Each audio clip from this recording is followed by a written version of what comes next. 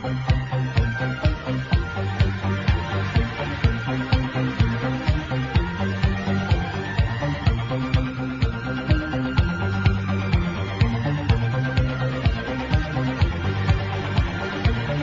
the high desert and the great American Southwest, I bid you all good evening, good morning, good afternoon, wherever you may be in God's universe and all his time zones. And that would be all of the world. We cover every single bit of it. This is Midnight in the Desert. Good evening, everybody. The rules for our program are ever so easy and short. No bad language. And only one call per show. The usual thank you list includes Telos, Joe Talbot, Keith Rowland, my webmaster, Heather Wade, my producer, Stream Guys, LB.net, Sales, of course, Pete Eberhard, I should say, and TuneIn Radio, which carries us to the masses. All right, a couple of items right off the bat. Hundreds of government employees. I guess you heard about this whole thing with Ashley Madison, right? These are people, life is short, have an affair, that kind of business. Well, apparently they got hacked. And apparently they got threatened, take your site down, we don't like it, or we'll release the hack. They didn't take down the site. The hack got released, and now we find that a lot of the names on it, according to the AP, are assistant district U.S. attorneys, an information technology administrator in the executive office of the president, a division chief, an investigator, and a trial attorney in the Justice Department, as well as a government hacker at the Homeland Security Department. Good heavens to Betsy. A lot of scrambling going on out there. President Jimmy Carter has cancer, and now he's got brain cancer. He will be treated, but, that's getting pretty serious. The Dow fell about 358 points. This is all over China fears. A global sell-off, as it were. The U.S. stock market endured the worst, performance in 18 months on Thursday, driven lower by another slump in Chinese shares, so we'll have to see what happens there. Coming up in a moment, I know a lot of you have been awaiting this. Brendan Cook is one of the founding members and key spokespeople of the GIS. He's been on the forefront of EVP research, ghost photography, and the use of modern technological devices to capture what goes on in the spirit world for nearly 20 years. He's done all this by being on a number of TV shows, documentaries, and lectures. His knowledge and, at times, skepticism, and that's a good thing to have, has been important by giving real people comfort or the advice they need to delve deeper into what's going on at their homes or businesses. Most of all, he's done this by being sought after as a guest with his radio partner, Barbara Mcbeath, for over 14 years. His perseverance to challenge what we know about the spirit world and people's mindset has him a pioneer in ghost investigating. People have changed their perception of what is real of ghosts in the GIS core beliefs. They are just people. His research with Barbara and the GIS has brought forth new concepts and ideas of what is possible, could be possible. Barbara and Brendan have been working together to bring this research to the public for 17 years. Now, Barbara Mcbeath says her roots are in Louisiana. Louisiana, isn't that how they say it? And her grandparents practiced spiritualism there before relocating to Utah with other members of her family back in the 1940s. Barbara and her grandma were very close, and her grandma shared many of her theories, beliefs, and experiences with Barbara when Barbara was growing up. Her grandma had a great influence on Barbara's outlook of life, death, and the hereafter. She taught Barbara never to fear what you don't understand, but to try and find answers. And Barbara lives that, I might add. And that all of us are stronger than anything we face when dealing with the unknown. Having ghostly activity in the house was a natural occurrence while growing up, and Barbara believed that everybody's house had activity just like hers.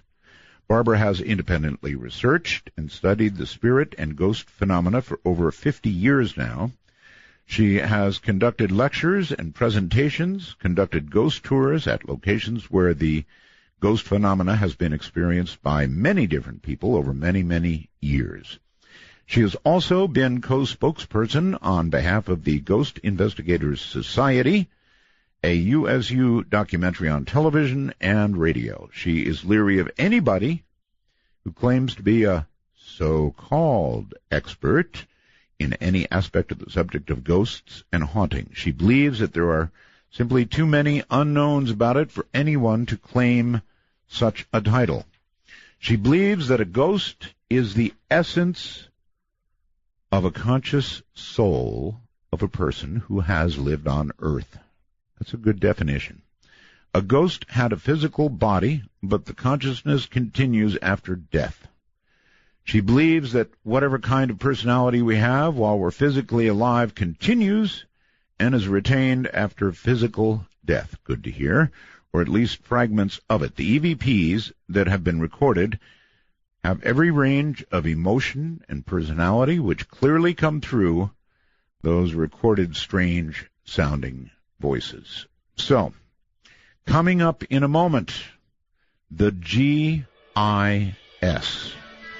And this is one you're going to want to be warned about. This will be a little bit scary. So, be warned.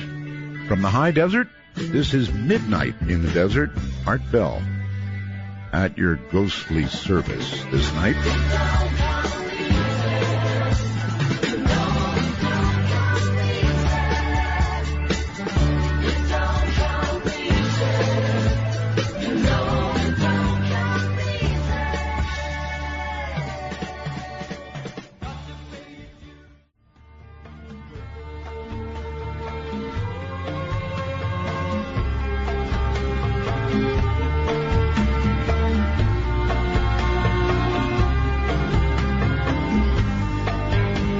Strikes 12, and Midnight in the Desert is pounding package your way on the Dark Matter Digital Network. To call the show, please direct your finger digits to dial 1-952-225-5278. That's 1-952. Call ART. Hold your calls for a bit, everybody, of course. Oh, there is one other thing I wanted to mention. The Time Traveler opportunity to subscribe at the $5 price expires at 11:59 Pacific Time tonight. So in other words, you get about a little less than 3 hours to join. Now, when you join at $5, you get frozen there, grandfathered in at $5, because it's going to go to $7.99 after 11:59 Pacific Time tonight. So again, a little less than 3 hours to join, and that gets you a lot of things. You know, you can download all our old shows. You can download last night's show, this show, tomorrow morning, and or any old shows. And it also allows you to use the wormhole.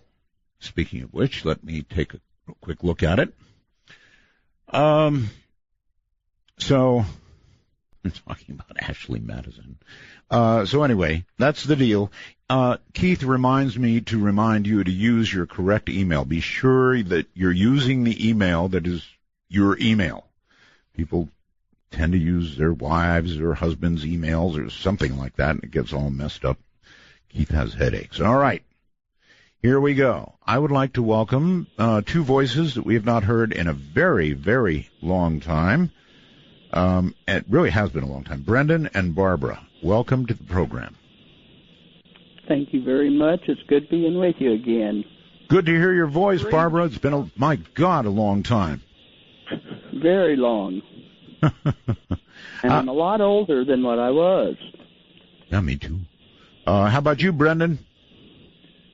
It's so strange not saying good morning. Yes. I mean, the old show began, at 10, so it was evening, too. Wait. I try and say good morning, afternoon, evening to everybody because we actually cover the entire world now. Right. Pretty awesome. So what you two do is to various locations, all kinds of locations, when you have time, and you record. Let's see if I can remember this correctly. Originally, you used to record the two of you with tape decks and microphones and all that, and then if I recall correctly, you switched at some point to digital. Is that right, Brendan? That is correct. Nothing special is done. We should tell you the GIS. There's a lot of new listeners. I mean, it's been years. So the GIS is an organization of how many now? It's still the same 5. 5. So the original 5 that in 1998 when we started. All right. Same There's people. Barry, Jenny, Roger, Brendan, and myself. Okay. Brendan, stay good and close to the phone for me, because you guys are on extensions. That changes things a little bit. It always did when I talked to you. It's always been the same. All these years, but not one thing has Barbara changed. Before. Yeah. Yeah, and I still don't have a cell phone. Really? Really? You may be the only person I know without one. Are you like... I don't want one. You're holding out? No, I don't want one. You don't want one? Barbara will just use smoke signals at some point. Uh-huh. I just won't use them. All right. So anyway, the point is that GIS is a non-profit. That's a very important point for people to know. It's non-profit. You're not trying to make money from this. You're not writing books. You record the voices of those who have, is it fair to say, passed away, right? Yes. Okay. And Barb, you really do feel these are people who were once in physical bodies. These are not demons or anything like that. No, demons are a whole different ball game. Mm-hmm. And one, I take it, you care not to play. No, why invite that kind of thing into your life? Mm-hmm. But ghosts are experienced by many people, sometimes over hundreds of years, and so and they're very subtle. In fact, a lot of their activity, you've got to watch for it. It can be missed. What, in your view, or would you even like to take a guess, either one of you, causes what was a human being, instead of going on to wherever it is we're supposed to go, to become a ghost? I think there's several different aspects. I think regret and remorse and guilt can cause somebody to stay. Boy, that includes a lot of people, if not most. Yes, it does. Yeah. And it's surprising how many places have haunting activity. You know, when I read your bio, it said that you grew up in a house with ghosts, and so you kind of assumed that everybody did. Yes. Still true? But I think a lot of the activity in my house was caused by my grandma doing seances. She invited things in. Oh, see, I never heard that. I never heard about seances. This is a first tonight. She practiced spiritualism. Well, I did read that, but I don't think I said seances. That's something else altogether. My goodness. So virtually anything could have walked through that door. Oh yes, if you invite it in and you're done with your playing around, it doesn't necessarily leave, and it's a different type of entity. Great, perfect. All right. The group is sort of somewhat disassembled. Brendan, if you don't mind, the website, I guess, went down. It's going to go back up if you can scrape together the time to do it, right? Yeah, pretty much. So here's the deal. We will have all the EVP back up. Originally, we planned on, I guess, last month, actually about a year ago.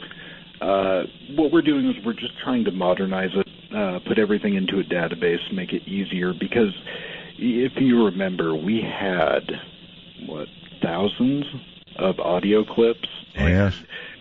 The biggest complaint was there was no way to search it.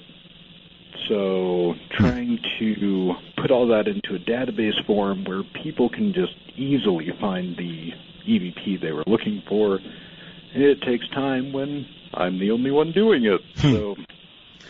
Yes, I understand. And you have a regular life, children and work and such, right? Correct. Okay. How are decisions made about where to go to investigate, to even try to get these recordings? Well, a lot of times people will approach me and tell me I should check out a specific location. And I always get permission to access these places, get permission by the property owner or the manager. Or that can't be so easy, Barbara. I mean, a lot of people, a lot of people are afraid of ghosts, not only because they're ghosts, but because of property values. So, if you say, well, we found a ghost at such and such a place, or somebody's house, wouldn't that potentially affect their property values or something? Well, strangely, it used to be that way.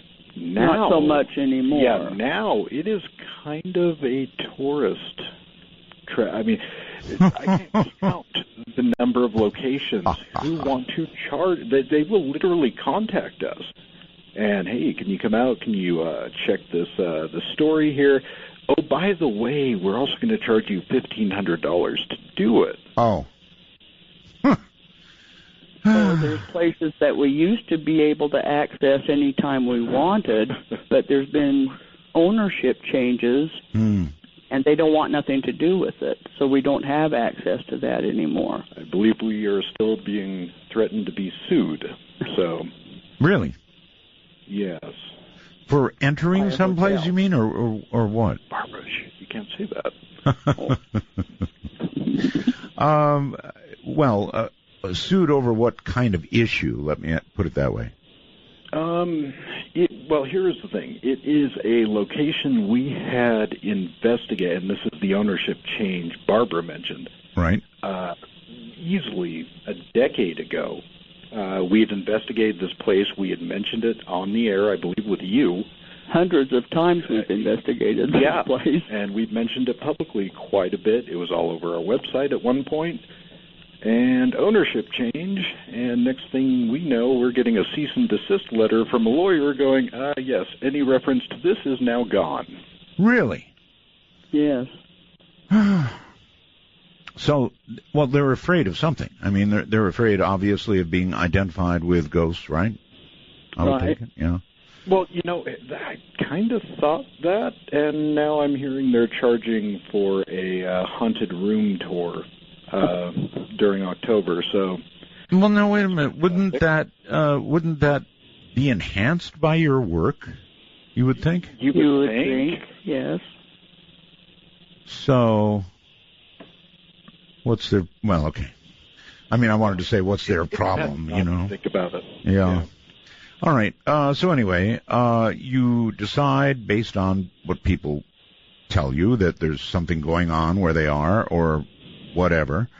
And next question is, because a lot of people, after we do this program, as they did in years past, will go out and attempt this themselves. So what's a good time of day, if there is a better time of day, to get these voices that we're going to hear tonight? You can record any time of day. Some of the best voices that we've ever recorded was in the day. Uh-huh. The only reason we would go out at nighttime was for the infrared camera. Oh, okay. Well, that, and it was quiet. And it was more quiet. It wasn't as noisy. Mm-hmm. Traffic noise, and, like if you're out in a cemetery and, there's not so much activity going on at 1 o'clock in the morning compared to 12 noon. Now, the average person would say that there's probably a better chance of getting a ghost in a cemetery, for whatever reason. Would they be right?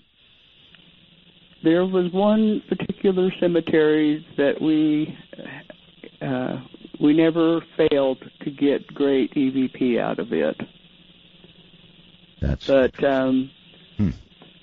You don't always get EVP in every cemetery.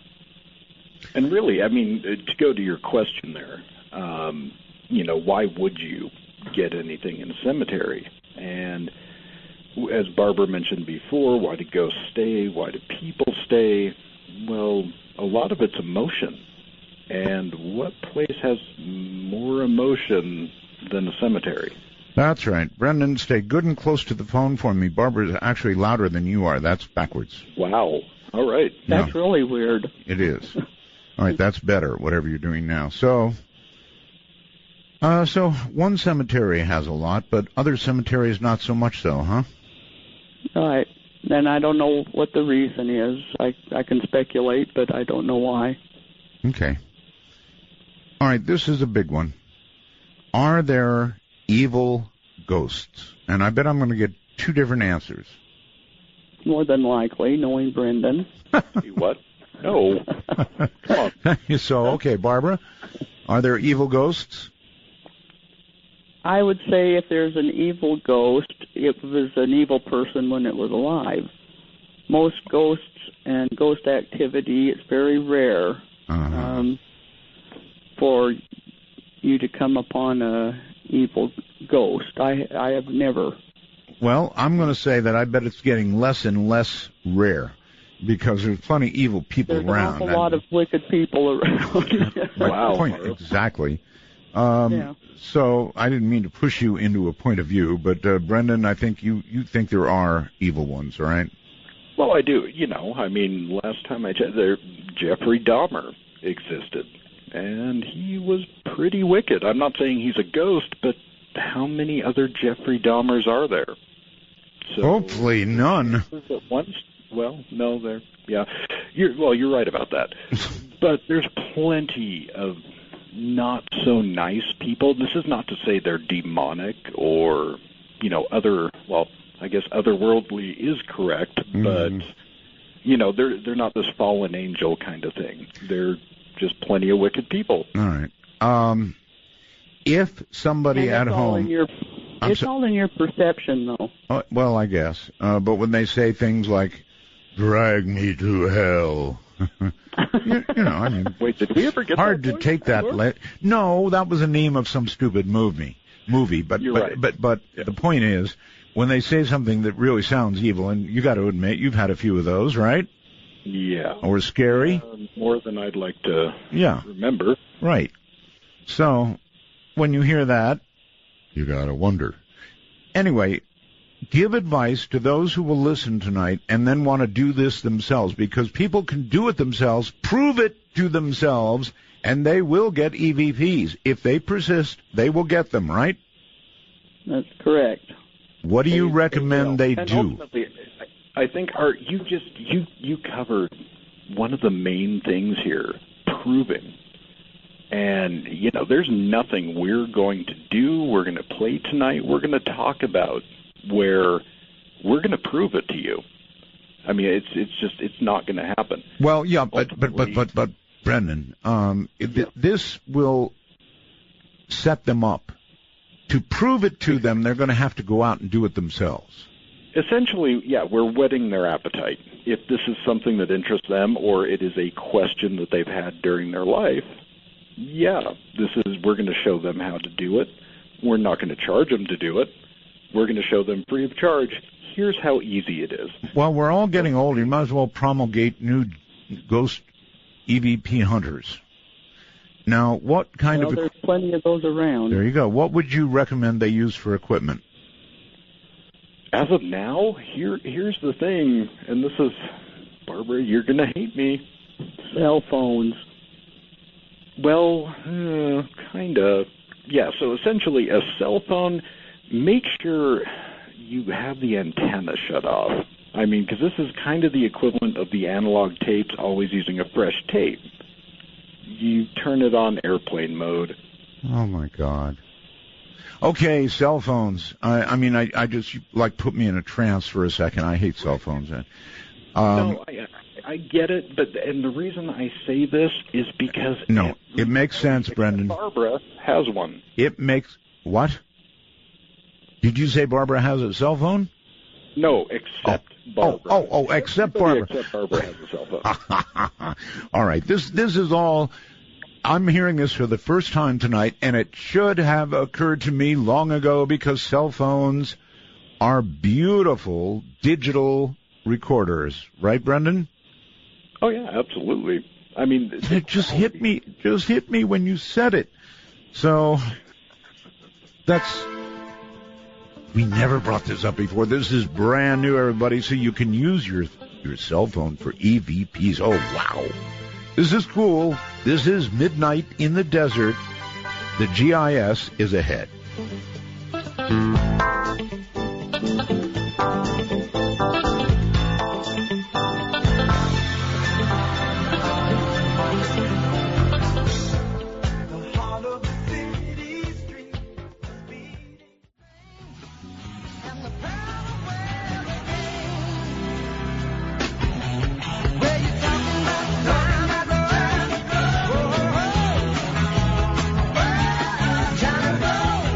Midnight sweeps across America. You've found an oasis for the mind. To call Midnight in the Desert, please dial 1-952-CALL ART. That's 1-952-225-5278. The GIS is here, and it has been years.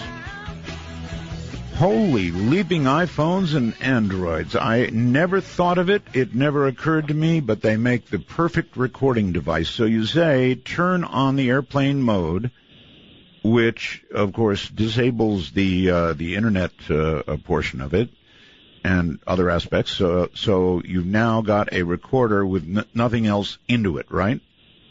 That is correct. And, I mean, once you disable that antenna, you should have no contamination. Get close to that phone now, Brendan. Wi-Fi, all that. Thank you. So... no contamination of well, if you start a brand new file, if you start a brand new recording, you're not going to have contamination, right? Yeah, but you could still make the argument about the antenna being turned on, so cell bleed through, which I have yet to hear, but it's theoretically possible. So it's essentially when we used to use the analog tapes, always using a brand new tape. Got it. So, have you had people working with cell phones on this? Yes, including me. Including you?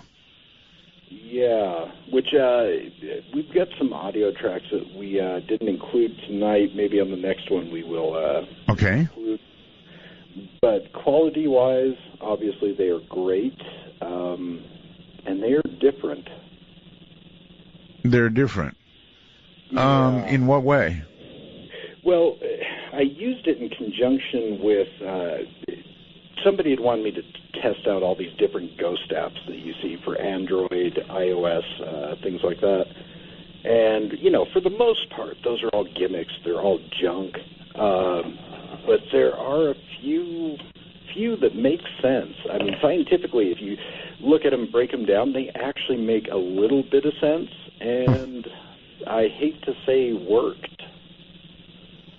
All right, so this gives people a new tool, and just about everybody carries around a cell phone. But again, turn it on to airplane mode, so you're not getting contamination, right? Correct.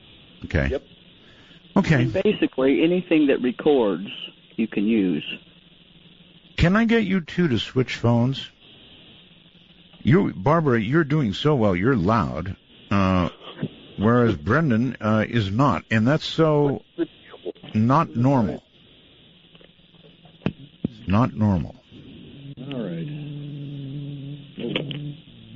Hearing little strange noises. I have no idea what that could be an EVP in that. I think that was a fly. I don't know. Seriously? That was a fly? I would be shocked. I didn't. All right. Let's get down to it. And if we can, I would like to do the ones that you send by email first. Would that be all right? Sure, absolutely. That way I can get them out. I'll give you the name of them, okay? Okay. This is Talk to the Dead, I think. Is that right? Yes. Can you tell us where this was done? This was done in a private residence. All right. Well, don't name it. Don't name it. Again, folks, this is not a profit-making organization. These people do it as a hobby. A hobby, if you will. Think of that. A hobby. Let me see if I can play this. There's no body down there. Okay. Did I get that? Did I really get that? Did I hear that? You did. So here, if we set up context yes. for that, and you get a lot of these that we're going to play tonight, I think we're calling this From the Vault because it's stuff that has been recorded over nearly 20 years. A lot of it we've never played or maybe played once. We may have never even put it on the website. Okay.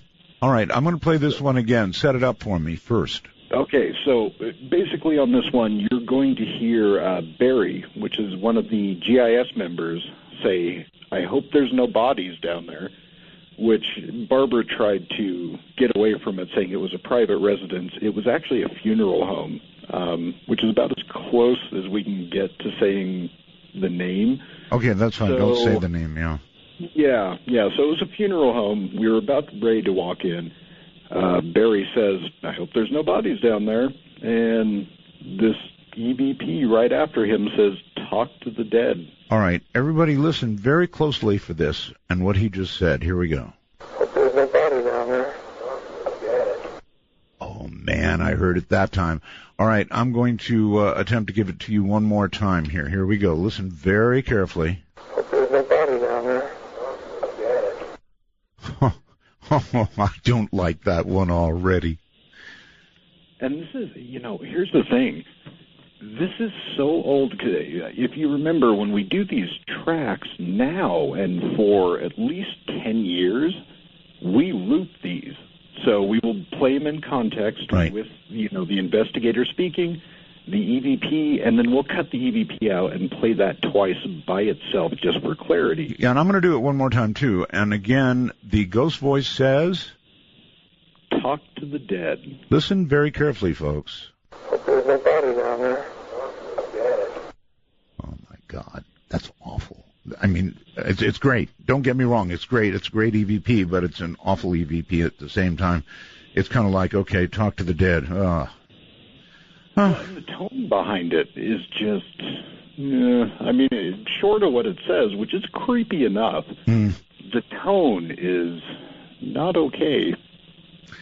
No, I have had ghost people on tell me that what you are in life is what you're going to be in death or in Ghostville or whatever it is when you're trapped. And do both of you think that's true, or do you think you become younger, prettier, or more handsome, and suddenly soft-spoken, whereas before you were a lousy, foul-tempered, cussing son of a gun? What do you think? I think your personality carries on with you, however you were in life. Whatever you were is what you are, huh? Yes. So the grace of God doesn't do much for your personality. Not much, no. How you are is how you are. Okay, I'm going to have to really straighten out. All right, we've got another one here, which is called something about Deathgate. This was in a mausoleum. A mausoleum. Yes, and Roger recorded this, and you can hear, the mausoleums, they're marble walls, floors, and you can actually hear an echo with this voice. Okay. Well, you would in a mausoleum, right? And what does he say, and then what does the ghost say? Roger, I don't know if it's... there is no, I don't think Roger says anything in this. Roger, what had happened was Roger had his flashlight, and he says, and was taking pictures with a flash, And he says, I hope our lights don't bother you. And this voice responded. And what we're going to hear is the response, right? Yes. Okay, here it comes. I can't make that out. Tell me what it says, and then let me listen again. It says, it's a whisper. Our death gate. Our death gate. All right, here we go. Oh, man. Why do they have to talk like that? I'm going to do it one more time. Our death gate. Now, again, folks, these are not made up. These are not jimmied. These aren't anything. These folks are amateurs. Sort of professional in a way. But they don't make money. They don't sell books. They just record these because it's important. Now, listen carefully. There are going to be some of you out there who probably should be tuning this out. This scares the hell out of people. Honestly, it does. It even scares me. It always has. There's something about doing this program that just really creeps me out. There's no question about it. Our death gate. Great.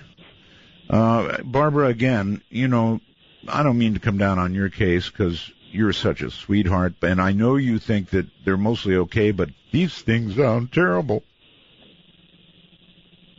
They're scary to you? Yes, they are. I've got to be honest, Barbara. What I've heard so far, our death gate.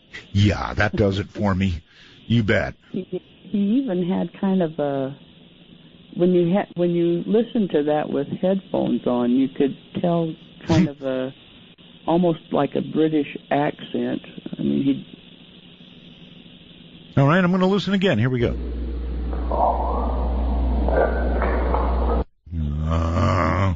I don't know. I can almost hear chains rattling.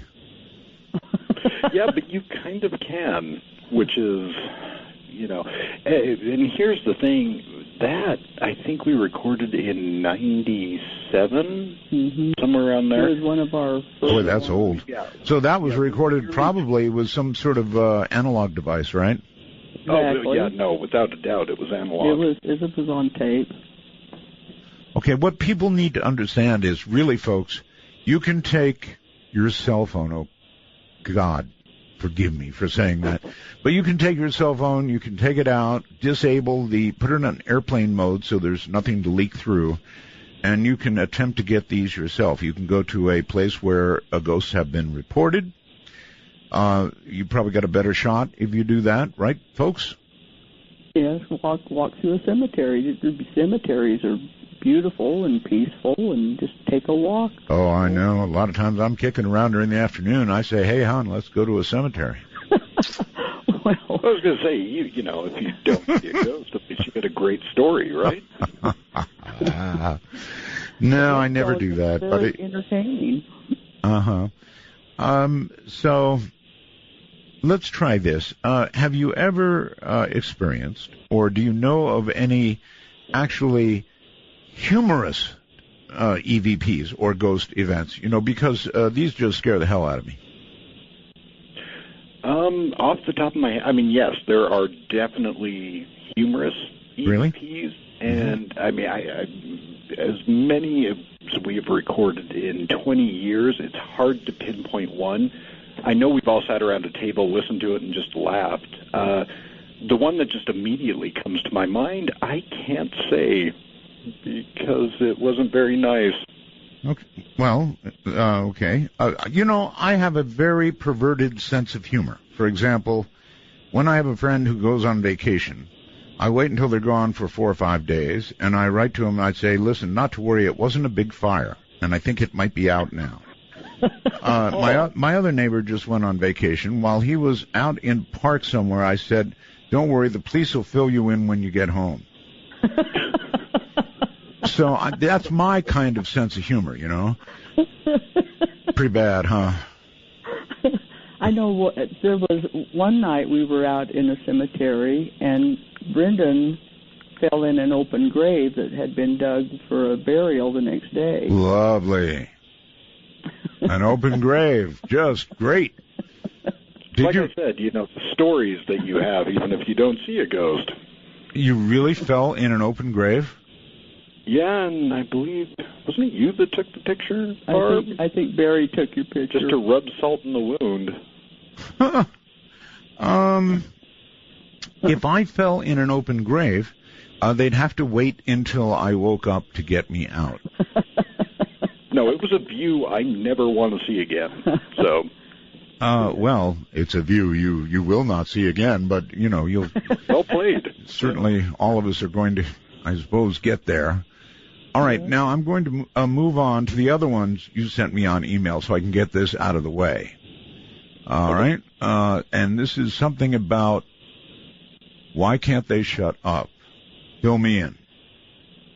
So this one, and I'm not sure if we included context with this or not, because again, this, this is one of the older ones from nearly 15 years ago. But you're going to hear, I believe it's a woman, and this was in a private residence.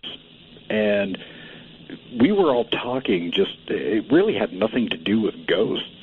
And you just hear this woman just annoyed sounding, saying, "Why can't they shut up?" Okay. I haven't previewed any of these folks, so we get what we get. But he was by himself when he got that voice. He wasn't in that room. Oh, man.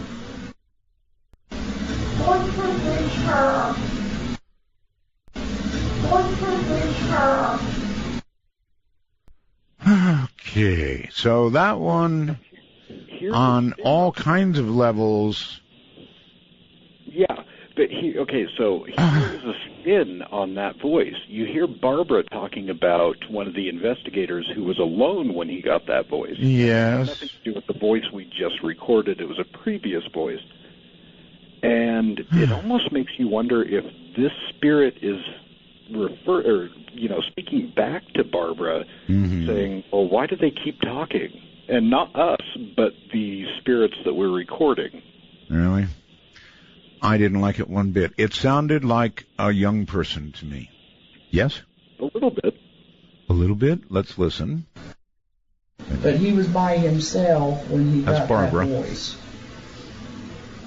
He wasn't in that room.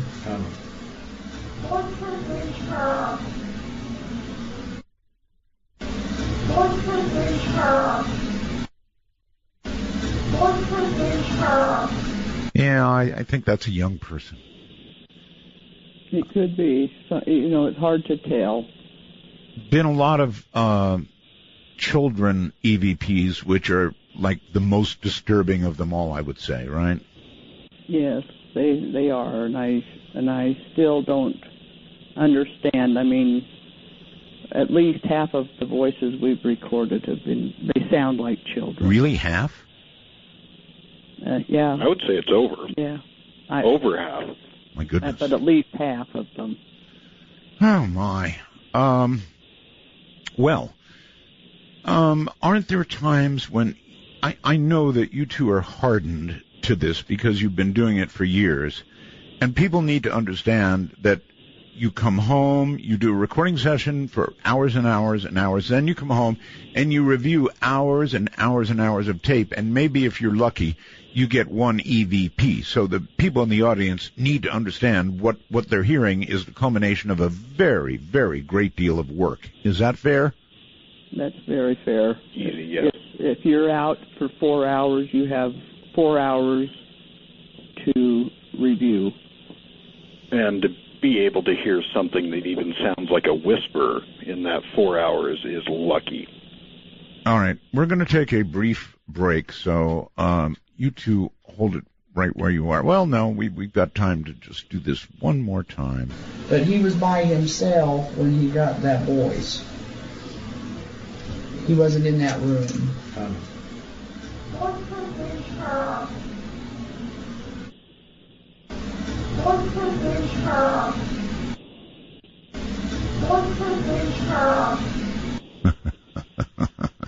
They were talking about you. Right. That's what I think. I know you don't want to think that, right? It doesn't bother me if they're... Barbara wouldn't care either way. So. Really? Yeah, we've been told to get out, and I want to go right back. You see, if a ghost told me to get out, even if I found this when I got home, I wouldn't go back. There's no chance that I would go back. I remember one year I was urging you all to get an instant replay deal, and I think you sort of briefly worked on that so you could hear whether you got one at the time. Yeah, it was actually a scientist that listened to your show created one, I think, right after that show for us. That's right. Did it work? I think because we used it for about 2 years, and we may have got one voice. One voice. I think that was it. That was it. All right. Hold tight, you guys. The EVP people, Brendan Cook, Barbara Mcbeath, are here. And I'm warning you, this is going to be scary. You have been warned.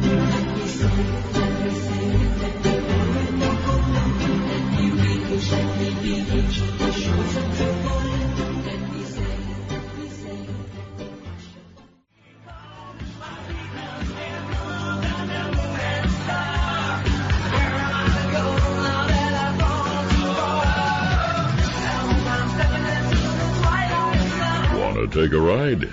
Your conductor, Art Bell, will punch your ticket when you call 1-952-CALL-ART. That's 1-952-225-5278. You are in the company of the GIS, which officially stands for, Brendan?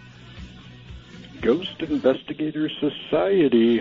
All right. Brendan Cook, Barbara Mcbeath. I'm Art Bell. This is Scary Stuff. So you take your chances when you tune in. All right, so what I've got left on my left computer, I've got things all over the place, would be something about drowning. Who wants to set that up? Yeah, so this one, we played this before. Right. Here's the thing. Since the site is down, this was easily the most listened to EVP we have ever recorded. Ever recorded. Yeah, and simply because, it's so long, and, it's called Drowning just because, there's no other way to say it. It sounds like a child being drowned. God. All right. It sounds like a child being drowned. So, any other providence you can give us on it? So the context of this was in a old mental asylum in Ogden, Utah, and the building was abandoned, had been abandoned for years. Mm-hmm. The owner of the building was renovating it. She had called us in to, investigate these things that were happening while they were doing the renovations. Something apparently was upset.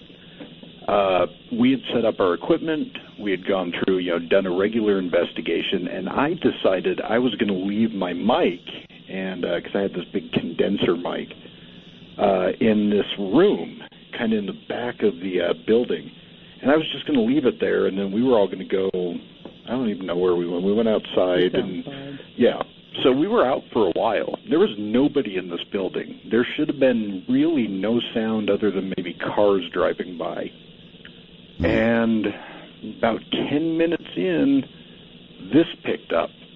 And, I remember hearing this and just, I didn't even want to show you, Barb. Yeah. He didn't tell us about it for a day or two after he heard it, because it was recording into his computer from the condensed mic. All right, so I'm not going to hear any of your voices at all. Everything I hear should not be there.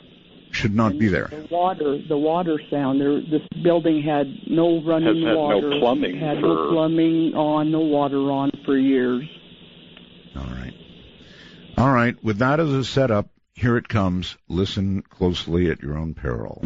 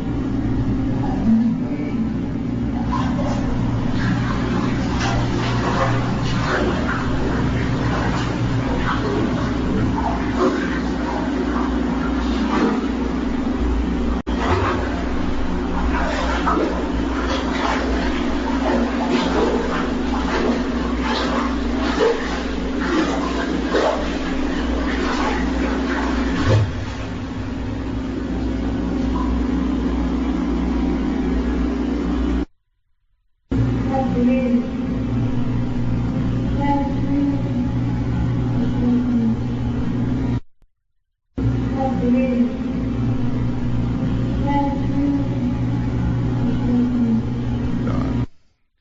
yeah.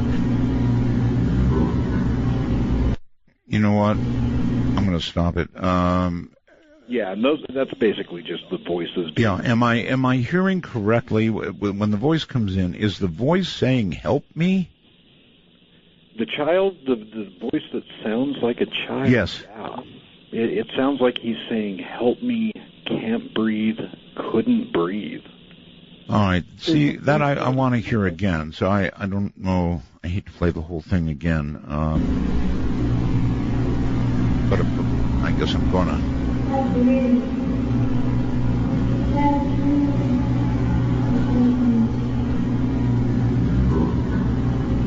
And then another voice. Am I right? I need to hear that again. I'm sorry. This is so freaky. Listen it here.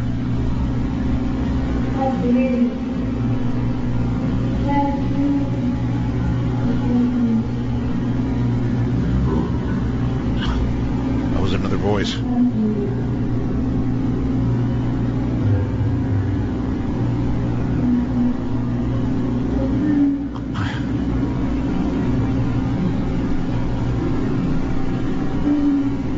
Please, I heard that.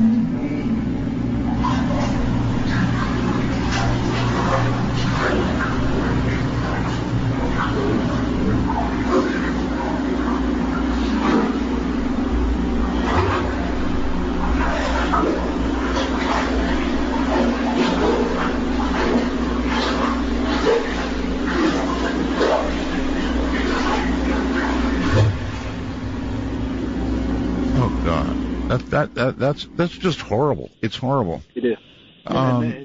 If you listen really close at the very end of that, it sounds almost like a thud. Oh, I hear it. Trust me, I hear the thud. God, that's awful. It's awful. Even you say so, Barbara. Yeah, that's horrible. And when Brendan came across it, he was just expecting to see a straight line on the cool edit, on the waveform. Yes. On the wave. Right. And then when he saw this stuff start, the noise graph start. Well, originally, like I said, I thought it was a car driving by, maybe a diesel. Yeah, and again, there's no water in this building at all, right? And hadn't been for... There wasn't a tub. Yeah. I don't get it. I almost don't want to get it. Boy, I hear you. That's horrible. I don't know what else to say. It sounds exactly like what you said. And what do you feel like when you go to your computer and you're just sort of monitoring because hours are going by that you don't get anything, and then you get something like this? How do you handle it, Brendan? Barbara said you waited a couple days to even talk about it. I did. I mean, we recorded that in 2005, and I mean, at that point, I had been doing this for over 10 years, and I mean, I didn't know how to take it at all. Like I said, like you just mentioned, I didn't tell anybody about it because I'm like, this is just way too much. Yeah, way too much. So now let's talk for a second about events. And this was an event that are somehow caught in some horrible loop or are played again and again, or what? I would hope so, because I'm terrified to think that this is some kind of an intelligent haunting, and this child is having to live this over and over. Oh, no. Like you said, I want to think it's a residual, it's a loop, it's something that, for whatever reason, was recorded in the atmosphere. How about you, Barbara? I do have a feeling that it's residual, but I think that child wanted somebody to know. Well, there's something to think about. The child wanted somebody to know. Well, plenty of people know now. That's for sure. God.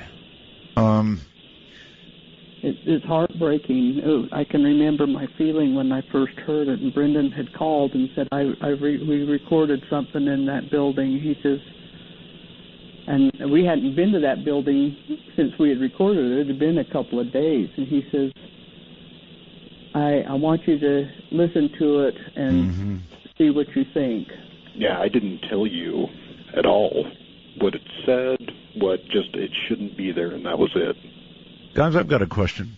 Was there ever a time when you recorded something, God knows, like this, and you just said, okay, that's enough. We don't need to be doing this anymore? Did you ever come to that point? No. Not yet. No, never. I can see, and it's a good question. Actually, that's a question we've never been asked. The fact that you ask it, I can see that there would be a point, but I haven't had it yet. Have you ever had, everybody always asks this, so I'll try and get it out of the way right now. Have you ever had an entity follow you home? Yeah, I think all of us have. Yeah. There was, in fact, one night, Barry we'd come home from an investigation. Barry went home. Can't remember where we were on this particular night, but when he woke up, he had like 4 or 5 lights in his bedroom.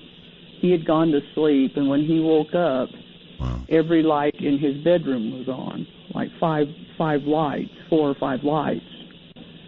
And he rarely, he'll have one light on, but not all of the lights that are in his bedroom on. Yeah. And he thought maybe his son had come in and played a joke on him while he was sleeping. And so when he got up, he went and asked to go ask his son about turning on all the lights in his bedroom, and the son hadn't come home that night. So, once something follows you home or attaches to you, can you get rid of it easily or not so easily? Well, me and Roger have had a couple of events where we know that they've followed us home. And the one event really made me mad because it kicked my dog down the stairs. Oh. And he was an older dog, and he just went flying sideways down the stairs. And that was when it dawned on me, something's come home with us. And I said, get out of this house. You weren't invited to be here. Get out and go back where you came from. And that was the only event that's happened in this house that we're living in now. Okay. All right, so we've got EVPs. Let's do it. Let me see if I can do it properly. I've got them scattered all over any number of computers here. This first one, I guess, has a title of Let Me Go, if that helps you understand. Who wants to set it up? Barb, I guess? Well, Barb's pointing at me, so apparently that's me. Okay. Yeah, so this one, you're actually just going to hear Barbara say, and again, this is a private residence. Okay. You're just going to hear Barbara say, boy, we were out there for a long time. And she's actually listening to her recorder. I'm the one that I think recorded this. Right after that, you hear Barbara kind of exclaim, well, we're still out there.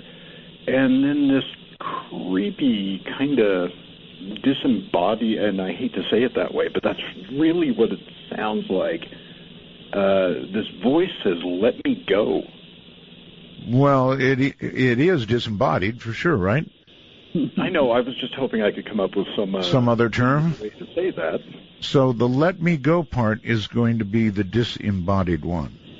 Correct. Here it comes. Well, we were out for a long time. We're still out. On that big dog.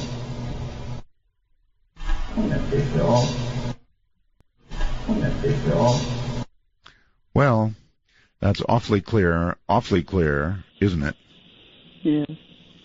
And it has that quality of, I don't even know how you would describe it other than what I just said, otherworldly. Yes. On average, how many hours of blank stuff do you have to listen to before you get to something where your eyes pop open? Well, it depends on where we go. I mean, there's some locations we can. I've gotten 10 to 15 EVPs in the location. Oh my!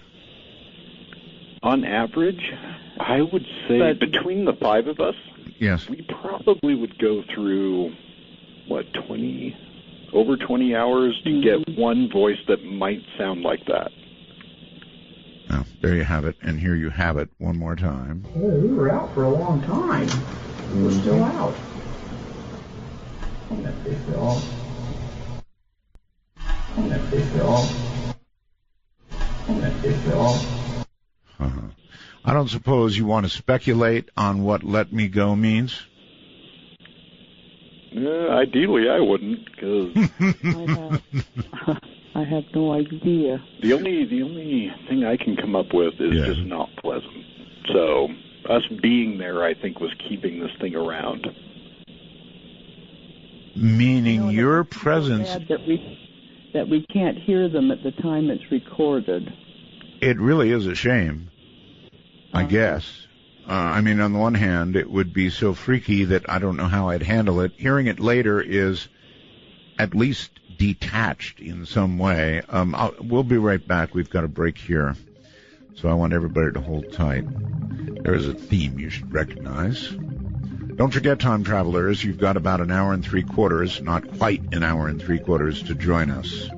This is Midnight in the Desert. That is to say, join us at the $5 rate. Then it goes up. I'm Art Bell.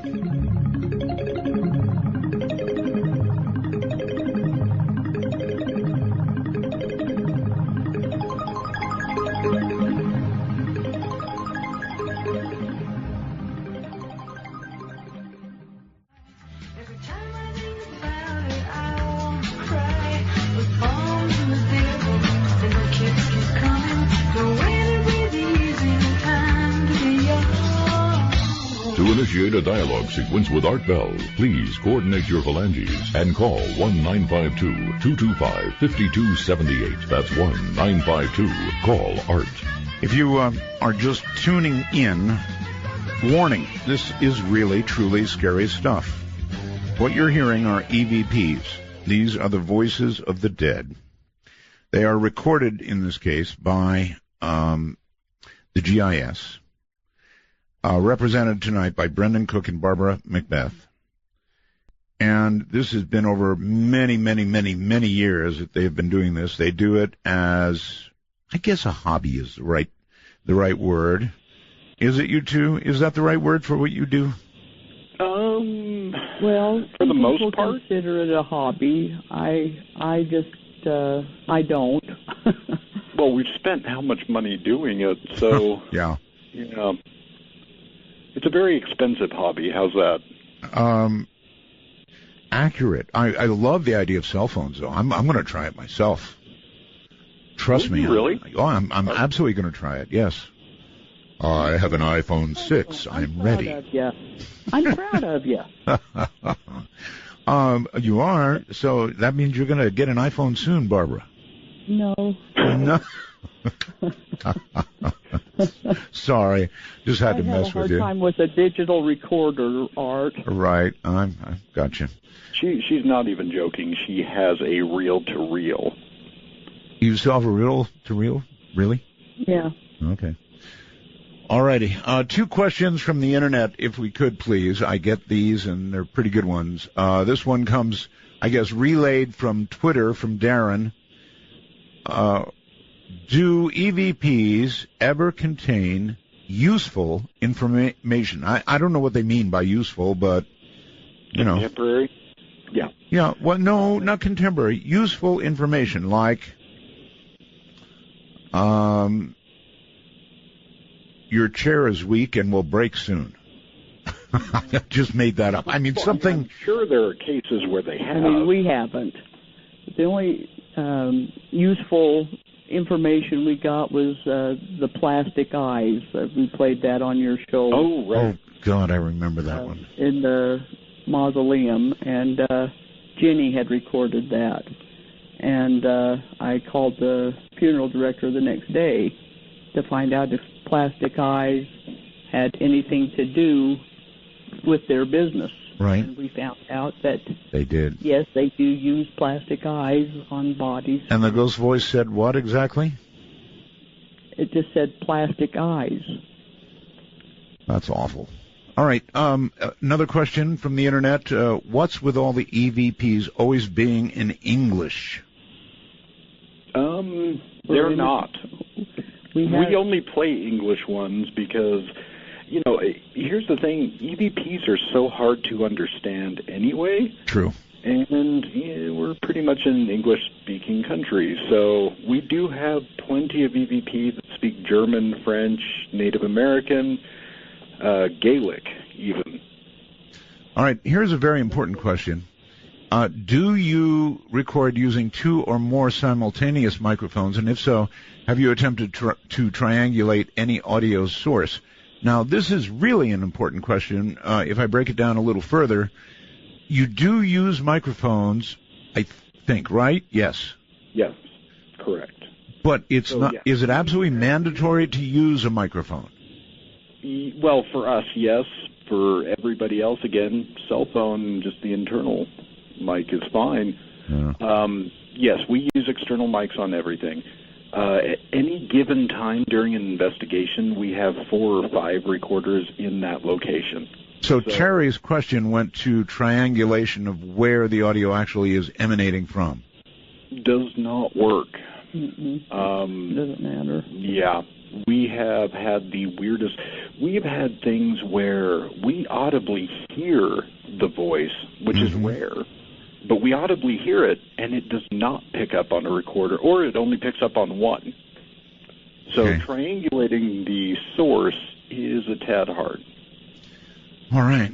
Let's move on to the next one, and this is entitled Beautiful, I think. Is that right? Does that make sense? Let Me Go was the first. Oh, Be Careful. I'm sorry, not Beautiful. Be Careful. It says Be Careful, I guess. Who wants to take that one? Well, you'll hear me say, please come and talk with us. And it sounds like a child's voice that says, be careful. Well, here we go again with a child's voice. All right, listen carefully, everybody, and I may have to play this more than once. Here we go. Please come and talk with us. Be careful. Be careful. Be careful. Well, that is a child's voice. There's absolutely no question about it. That's a child's voice. And I wonder what the child meant you should be careful of, Barbara. Any thoughts at all? No. The only time I would take any kind of thing like that would be from if the person was alive. Boy, I hear that. All right, one more time. Listen very carefully, folks. You tell me the age of the person saying this. Please come and talk with us. Be careful. Be careful. Be careful. Walk around in the dark sometimes, and I could have been going downstairs. It could have been saying, be careful, going down the stairs. Right, this could have been, well, there it goes to the guy's question. Do they ever say anything helpful? That certainly is helpful in a way, isn't it? I like your thinking. That's fantastic. Or it could have meant something, I don't know, far more ominous would be the word. Be careful because something's about to happen, something like that. Yeah, I doubt it. I haven't ever been hurt. Says the woman who had a bolt thrown at her. I think that was, it was just to get my attention. A bolt of what? Oh, it was one of those big heavy metal bolts that like bolt down. Oh, I never heard this. Hold on, you two. We'll be back. A big, heavy metal bolt. Said nothing like that ever happened, didn't she?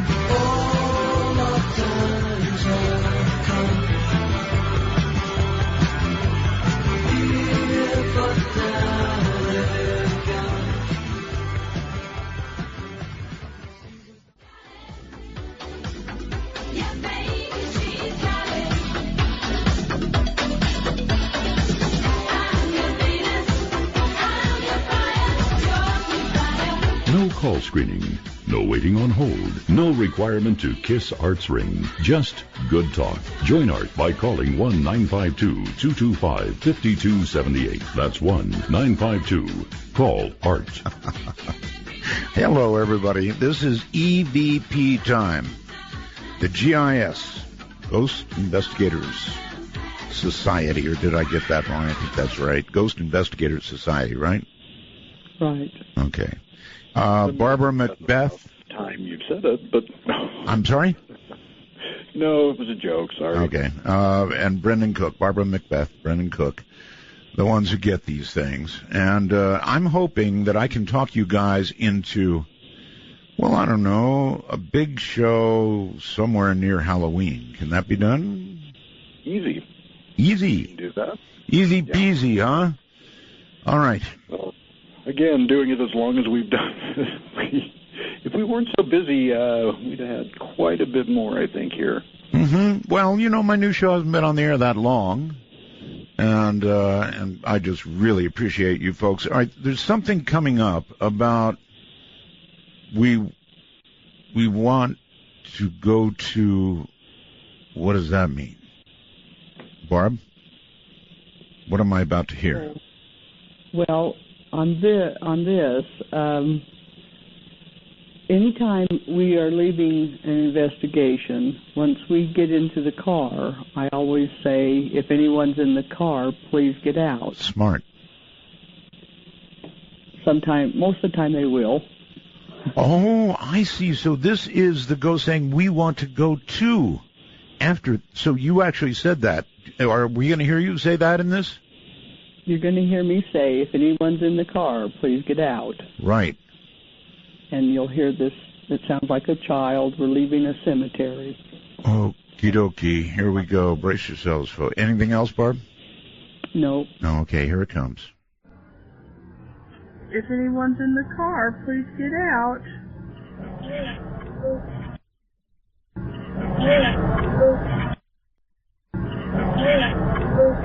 Okay, we're going to hear this again. And again, Barbara says, the child says, we want to go to. So here you go. Listen very carefully. No. That's wrong. If anyone's in the car, please get out.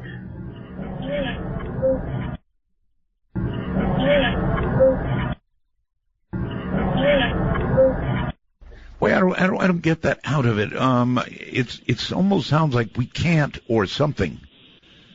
That's hard to make out.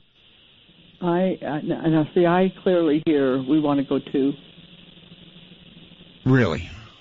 Mm-hmm. All right. I'm sorry, folks. Again. If anyone's in the car, please get out. Oh yeah.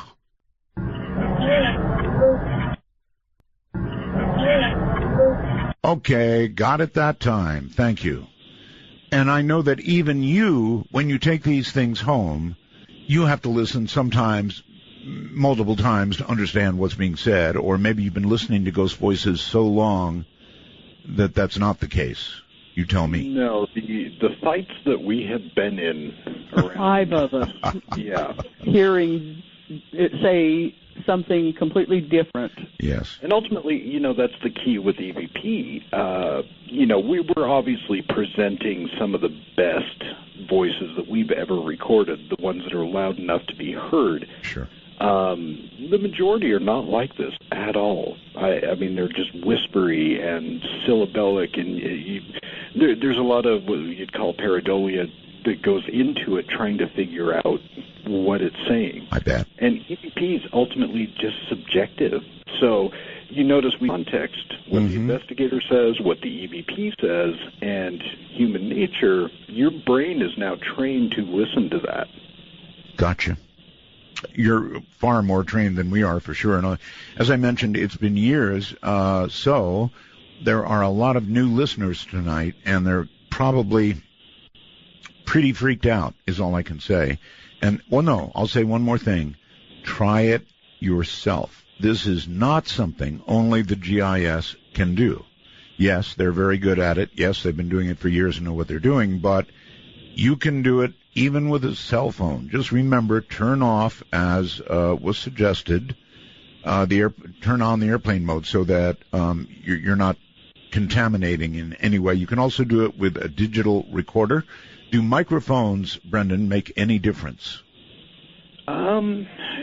If nothing else, I don't know so much about on the EVP quality, but ambient noise, understanding what's happening in the room at the time. Right. Yes, definitely. It makes it much easier to listen to.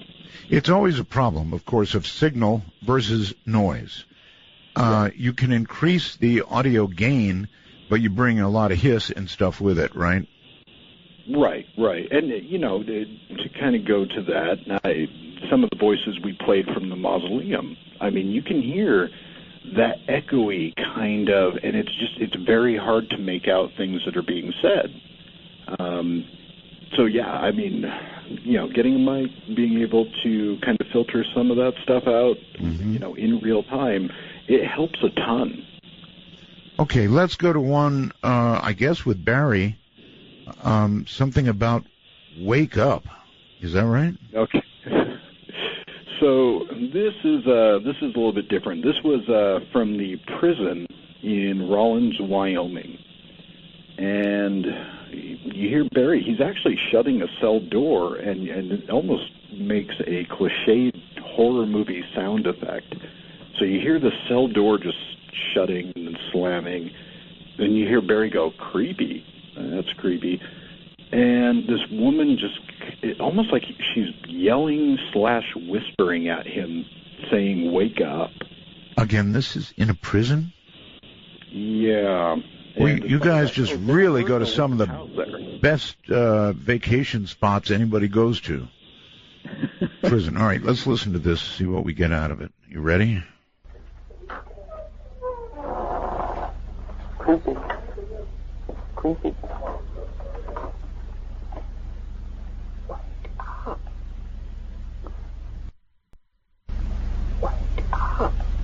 Ooh.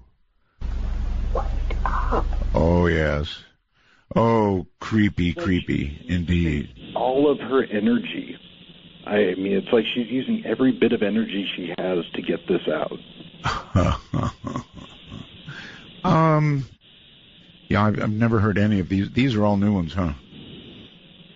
For the most part, they're new. Well, new in the fact we haven't played many of these on your show, but we've had them for ever. Again, we were going to call tonight's show From the Vault. From the Vault. Well, the vault is a good word, actually. One more time. Creepy. Creepy.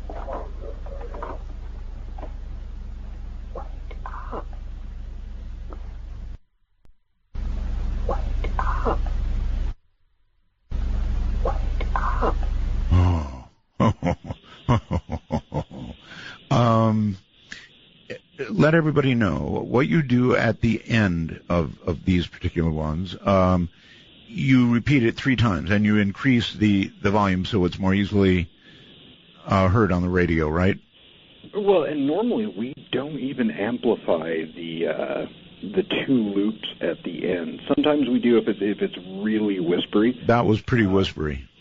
Yeah, for the most part, I mean, we just like to keep it as natural as we can. So with context, the investigator speaking, the EVP coming in, and then just cutting the EVP out and playing it twice after. Right, okay. Have you ever taken a photograph of a ghost, is a question. Yes. We've taken video. You'll have to speak up good and loud. Our connection. I'm sorry. I'm sorry. That's all right. We've actually taken video of one walking into a wall. Walking into a wall? Actually, or through a wall? Yeah, well, no, just disappearing Well, into a wall.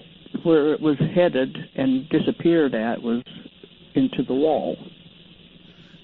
Okay, that sounds like walking through a wall to me.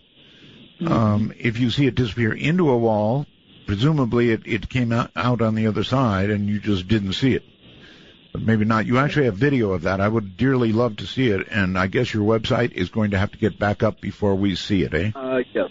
Within the month, it will be back up, I promise. All right, and again, you have to promise this Halloween-type show. Bring out the big guns for Halloween. Will do. All right. I'm getting this promise from you on the air, so it's got to be kept. All right, we're going to move on to the next one because I do want to get calls in, and so I want to get these in. The next one is also Barry, I believe, right? Yes. And it's what called the question to mind, something about a flash? Yeah, so this one, again, is Rollins Prison. Not the same night, though. I believe this was actually like a year later. And it was in the death house of Rollins Prison. We stayed the night there, the five of us. And Barry was testing out this new camera he had that had a new flash system.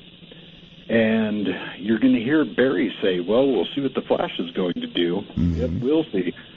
And this, like, really disgruntled old man, it is kind of in the background, but it's almost like he's making fun of Barry. He's being very sarcastic, and he says, you'll see in a little bit.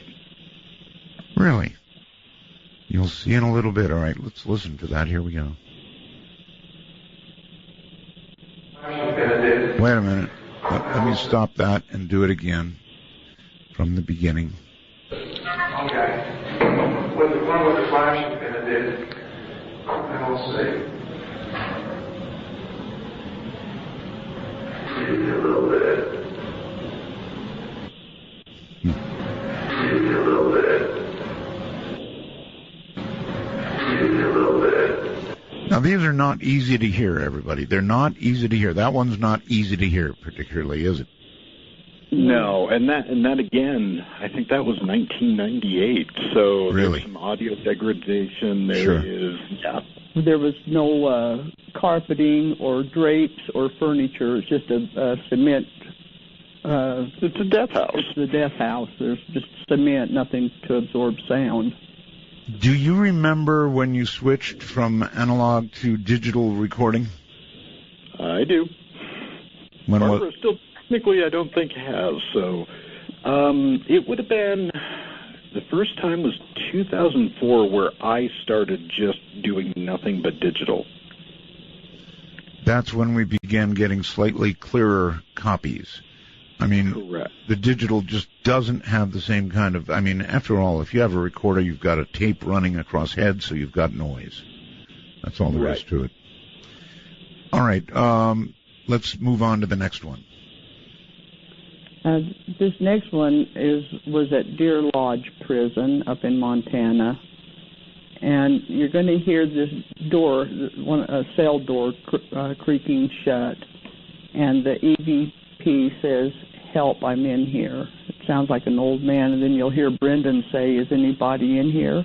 But the help, I'm in here, that's from the disembodied voice. Is that correct? Right. And I was actually, so Deer Lodge Prison, just to kind of give a little backstory, is gigantic. I mean, this place is massive. And I think it was, 2003 was when we went. We were lucky enough to just have the caretaker hand us the keys and say, yeah, we'll see you Monday. That is lucky. So, we spent Friday night until Monday morning, just the five of us in this gigantic prison. So this place where I recorded this voice, I was just there by myself. I mean, it was just me for an hour or so. Is it worth asking how you guys managed to stay in these creepy locations, and particularly by yourself? Well, it's not a scary. Yeah. It's not. I mean, most of the time you're not aware of anything going on around you. You're just in a dark location. So if you can get over atmosphere, it's not a bad deal. All right, so we're going to hear an old man and say, "Help, I'm in here." Here we go.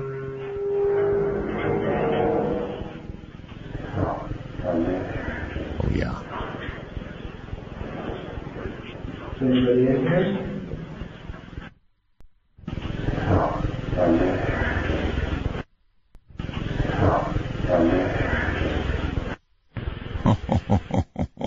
Gee. That's, I guess, what you would expect to hear from somebody in a jail, right? Yeah. Well, and he sounds like a prisoner. I mean, which is kind of weird. Like, he has just been there the entire time, and this place was shut down in 1970 something. They built a new prison and relocated the prisoners. Somehow you would think if you were a prisoner in this life that you wouldn't be stuck there in the afterlife. I mean, that's about as horrible. But again, maybe it goes to what you are here, you are there. What's the old saying that hell is a repetition? So, I mean, I would imagine a lot of prisoners, that's all they know. A lot of them are in prison almost all their lives. Well, here's a little hell for you then, repetition.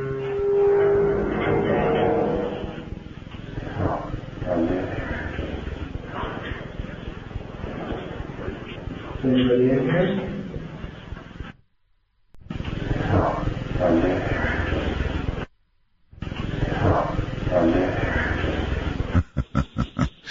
A little hellish repetition.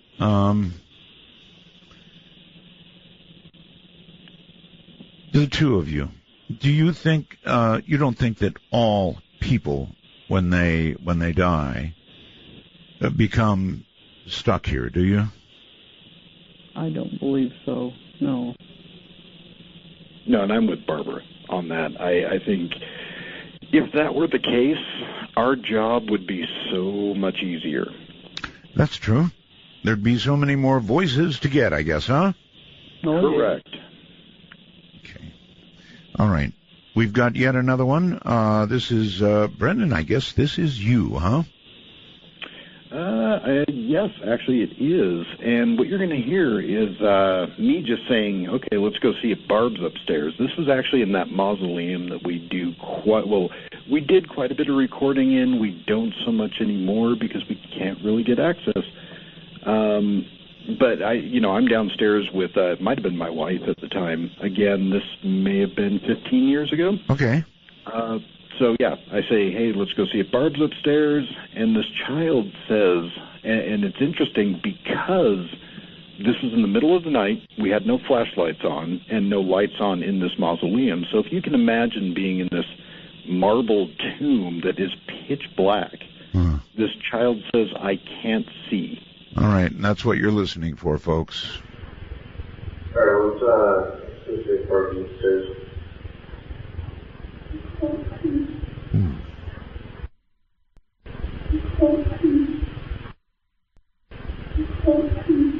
Oh my goodness, that's pretty awful, and it's pretty clear. I can't see. It's very, very clear, and that really sounds like a young child.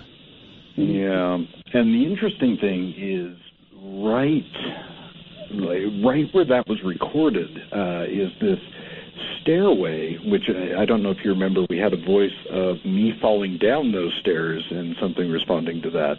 So that same staircase, that's where the children are entombed. Little babies.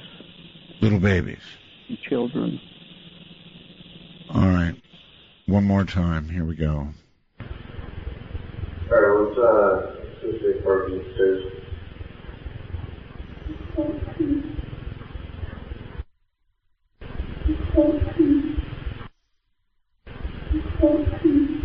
You know what else it is? It's the plaintive.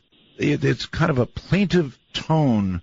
It's a very young child, and it obviously is a plaintive tone, almost crying, saying, I can't Sounds see. very distressed. Very distressed. Yes, I would agree with that completely. That makes it so hard to take. You two hold on.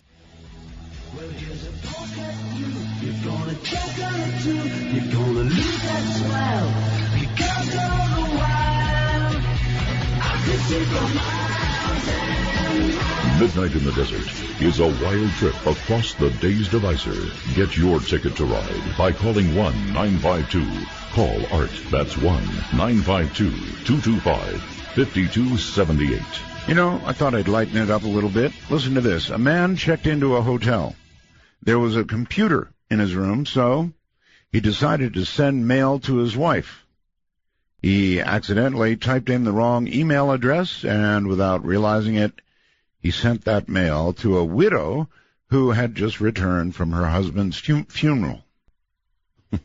The woman decided to check her mail, expecting condolence messages from relatives and friends. After reading the first message, she passed out, fainted. The son rushed into the room, found his mom on the floor, saw the computer screen which read, "To my loving wife, I know you're surprised to hear from me.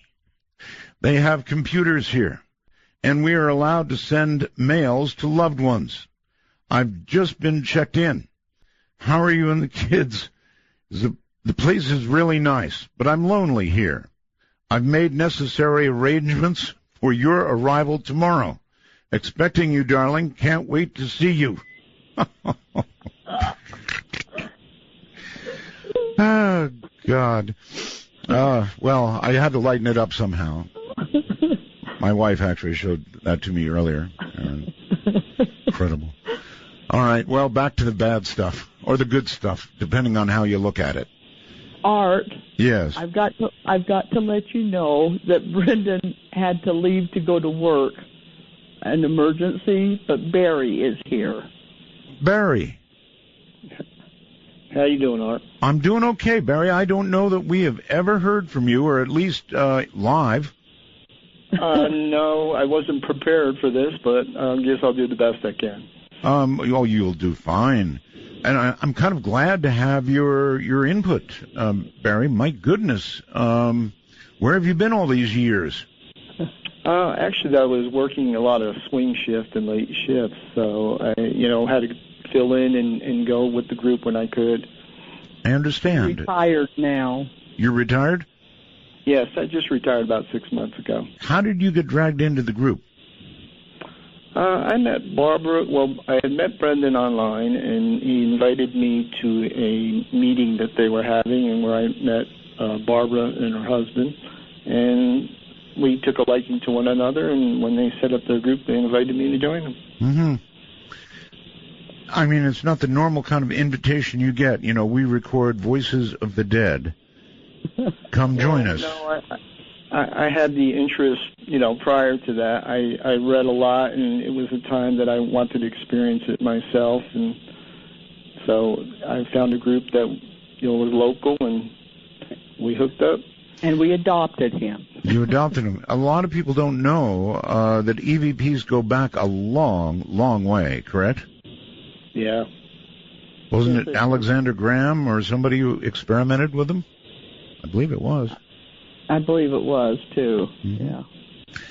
All right, let's move on to the next one. We've got, a lot of people calling wanting to talk, and I want to get them on the air with you all. But let's get through what we have.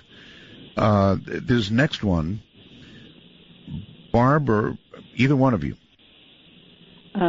Me, Brendan, Barbara, and Roger all recorded this, and it says, "You guys dead." You guys dead, really? This was in a cemetery, and Jenny recorded it, and she's saying who is present, and she says, "Me, Brendan, Barbara, and Roger." Okay, here we go. You're listening for You Guys Dead. See if you hear it. Come on, go. Me, Brendan, Barbara, and Roger.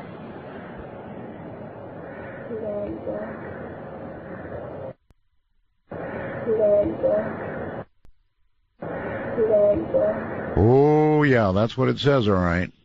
You guys dead. Like it's asking a question.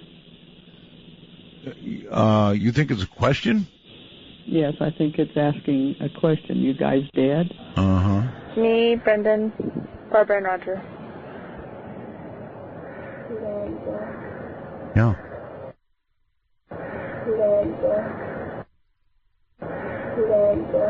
Ooh, that is so creepy. You're right.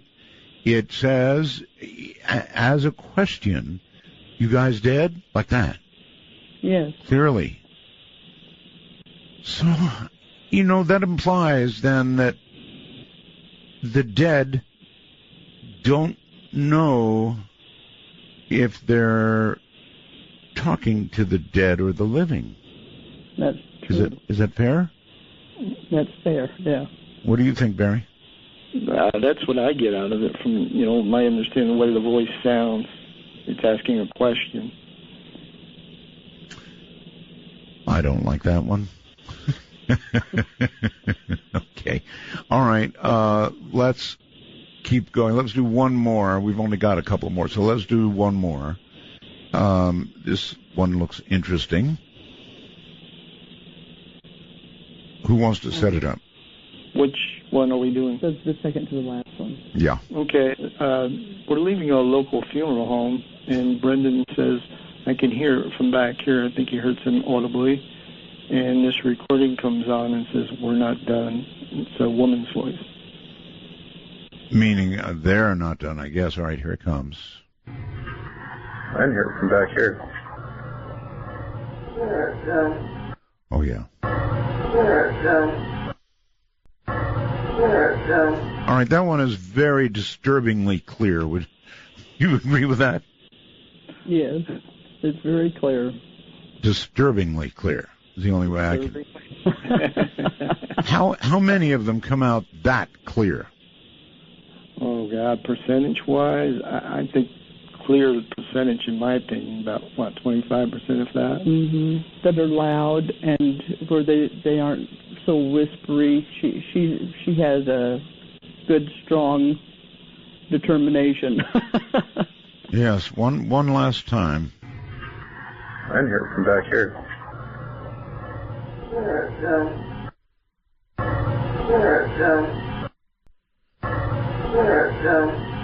We're not done. So the clear implication, I guess, was there if you could have heard that at the time, you probably would have stuck around because you would figured there's more to go. That's right. See, and we were leaving. We were packing up our equipment and leaving this funeral home. I would have been throwing the stuff in the suitcase and running. Incredible stuff. I feel like that myself sometimes, Art. Do you? It's good to hear that. Frequently, the GIS members do not admit real fright. Well, I won't admit real fright. I'll say startled. How's that? Startled? Yeah. I've only seen Barry rattled a couple of times. How come you've never come on the air before, Barry? I don't know. I actually have probably as a fill-in, but that's about it. Usually I'm a listener at home late listening to the show. Or he's been working. Okay. All right, one more time with this next one, and I think we're listening for a ghost voice to say something like, meet me out back? Yeah, are you ready to do that one? I am. You want to set it up? Okay. We were at a mausoleum, and you can hear Jenny. She recorded this, and she's asking Brendan for his flashlight. She says, "Can I see your light?" And Brendan replies, "Here."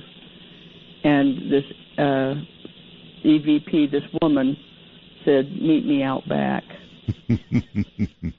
Okay, here we go. Can I see your light, Brendan? Here.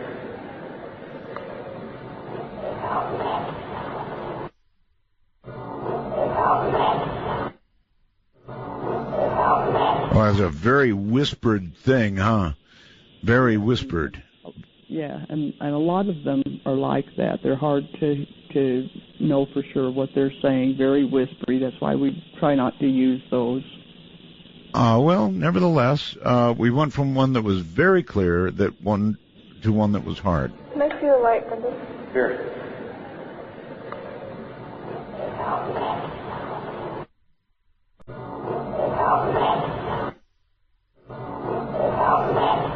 And for clarity, let's do this one again.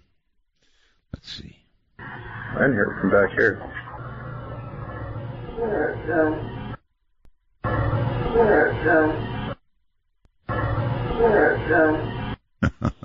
Quite a difference between them, huh? Yes. Mm-hmm. Amazing stuff. All I want to do is, in a moment, we're going to go to a break, and then I would like to take calls. A lot of people have a million questions. A lot of people have never heard any of this before. This is an absolute first for them, and in a way I sympathize with them because it's hard hearing it for the first time. It's harder if you're alone. If you're in a vehicle at night in the dark, it's really tough. So here we go. I'm going to give you the phone line information very quickly. Our public number is area code 952-225-5278. Again, that's area code 952-225-5278. Now, listen very carefully. If you're using Skype, please listen very carefully. The way to do this is to add a new contact. Let's say you've got Skype on your phone. So you want to go to add a new contact. And what you add, if you're in North America, Canada, add MITD51. MITD51. And then you'll see it in your contact list. And you can click on MITD51. It will dial us.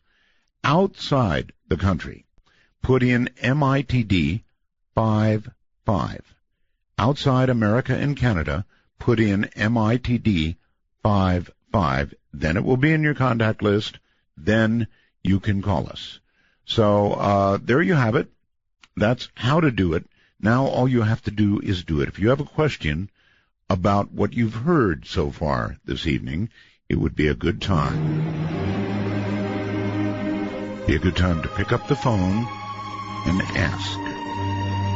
From the high desert, from the great American Southwest, this is Midnight in the Desert.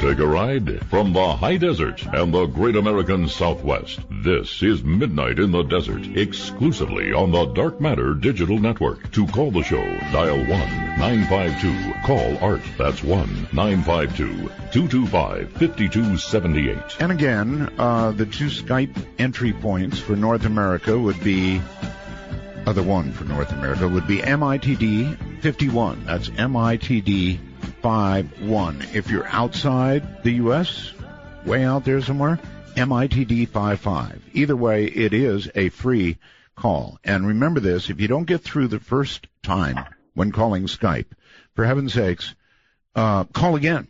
In other words, don't give up. It just means I didn't get you. If you begin to hear audio of the show, me, the callers, whatever, that means you have made it through, so hang in there. All right, going back now to our GIS members, are you ready to take some calls? Sure. Okay. Those sounded like pretty weak sures. Sure. All right, good. All right, here they come. Ian on Skype is first. You're up with GIS. Hi. Hey, guys. LMAO, I can't believe I'm on the air right now. This is pretty sweet. Yes. But anyways, so Art, I got a story, and then the question will come at the end. So. All right. So my friend's mom died a few months ago, and she was a huge fan of yours. She recorded every single episode since you started, basically, on cassette tape. Yes, sir. And So I've been going over there since you started your show again, and I would play the show periodically, like every few days, maybe twice a week. And when I would play your show, there would be increased ghost activity, and there would be some ghost activity throughout regular times. But when I would play your show, you could literally hear responses to what you're saying on the air. And it's just mind-blowing, and I'm wondering what is the absolute best way to record these EVPs. Like, say I have unlimited funds, what is the best way I could record these so I could send them to Art? Well, first of all, if you have that much excess cash, just, send it off to me, and I'll try and make the best use of it. But otherwise, it is a good question. If he wants to buy the best equipment available, what would you suggest? Well, if he has a cell phone, that would probably be the best way, if he has a newer cell phone, because the quality is very good. I do agree with that, and I was really heartened, frankly, to hear that suggestion. And look who gave it to you. You guys did. I can't believe it. I can also not believe that I didn't think of it. But cell phones have really come along since, frankly, we did our last show. Good ones, anyway. Yeah. That's fair to say, right? Yes, it is. All right, overseas, somewhere or another, is Marty. Hello, Marty. Morning, Art. Morning, GIS team. Where are you calling from? I'm calling from Bristol in the UK. Okay. Fire away, Marty. I'll have to set this one up a little bit. In the past couple of weeks, my partner has been diagnosed with cancer.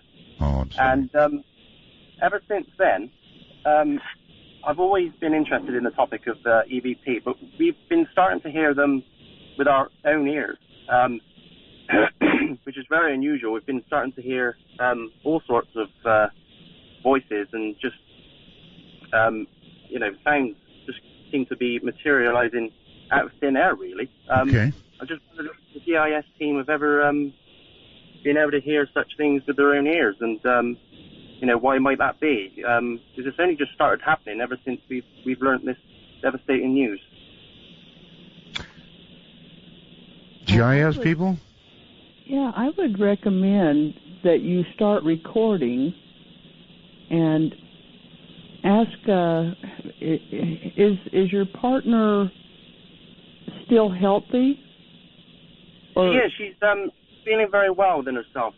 She lost her father when she was very young. She was only 12. And my personal theory, I haven't shared this with her, but I think it might be him trying to, maybe reach through and comfort her, maybe. That's my own personal theory on why this has suddenly started to happen. I would agree with that, too. I would agree. That's what I was thinking. It's somebody that is there, and she might have a lot of experiences through her care during the period of time that she is having treatment. Is she having treatment? She actually starts her treatment on Monday, this coming Monday. And it's funny, actually, because she's been having a lot of scans and everything lately. It's a very complex process. But on more than one occasion, she actually said before she actually went under, she had to be sedated for a number of tests. And she said she could actually smell the aftershave that her dad used to wear just before she went under, which is very interesting to me. I would get a recorder. Yeah, I would get a recorder. Right. And again, we're now being told you can use a cell phone, so give that a try, please, and let me know how you do with it. All right, here's somebody named Michelle. Hello, Michelle. Hi, Art. Yes. Hi, I'm calling from Sydney, Australia. I've spoken to you once before. Sydney, Australia. Okay. Yeah. Okay, so if you would please turn down 5 months ago. Michelle, turn down your radio or your whatever it is. I will. Okay, thank you. Okay. Can you hear me now? I hear you. Yes. Okay, I'm the lady that looks after kids. Right. About 4 months ago, we had a disembodied voice come to our front door.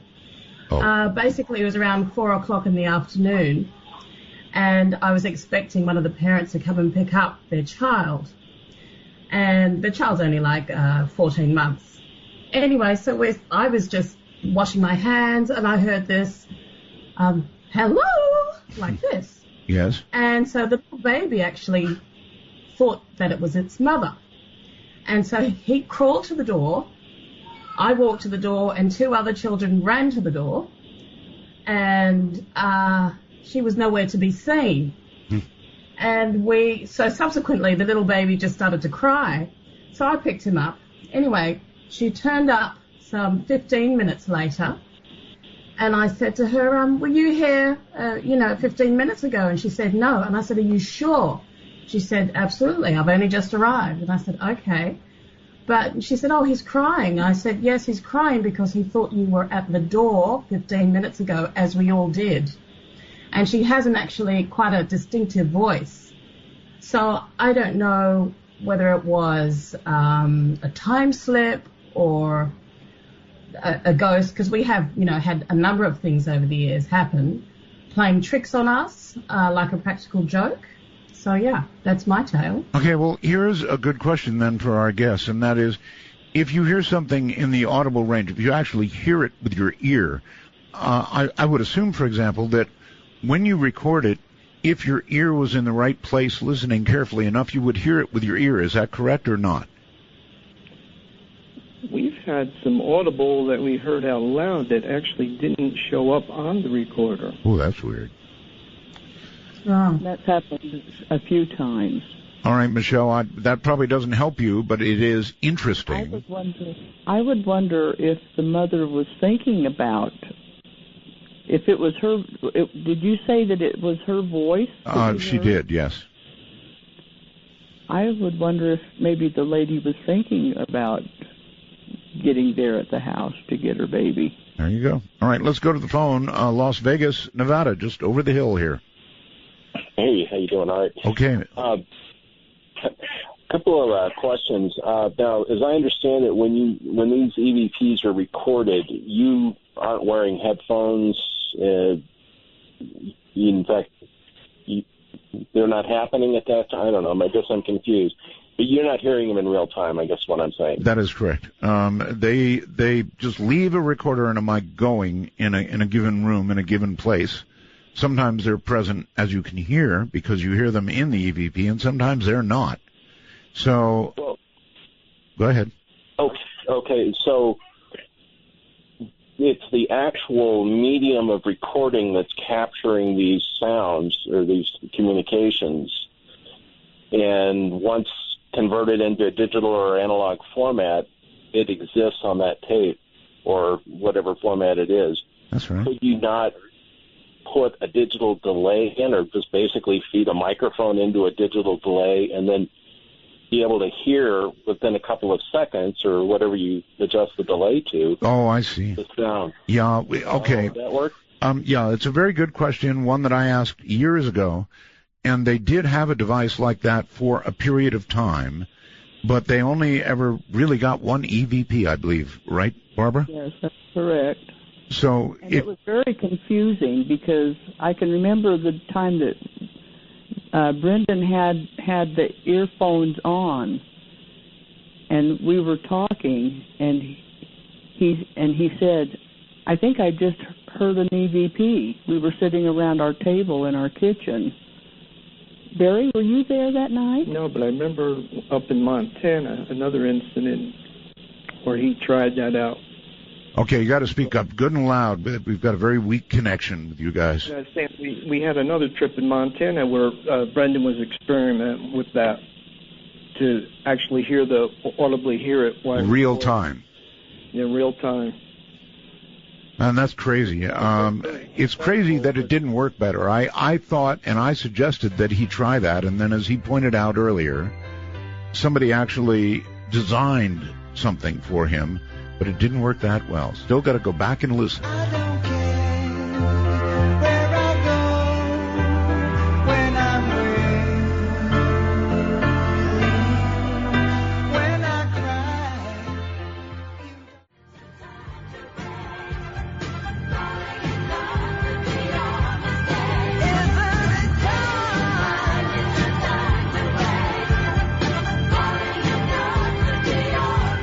Take a walk on the wild side of midnight. From the Kingdom of Nye, this is Midnight in the Desert with Art Bell. Please call the show at 1-952-225-5278. That's 1-952-CALL ART. All right, back with the GIS. I'm Art Bell, and this is Midnight in the Desert. You folks back with me? Yes. We're back. Good. All right. Here come some calls. Going to Sydney, I think, Nova Scotia. You are on the air with the GIS. Hi. Perfect. Hi. Great show. I'm really enjoying this topic. Question. One of your earlier tracks that you played was Let Me Go. Yes. I think it was.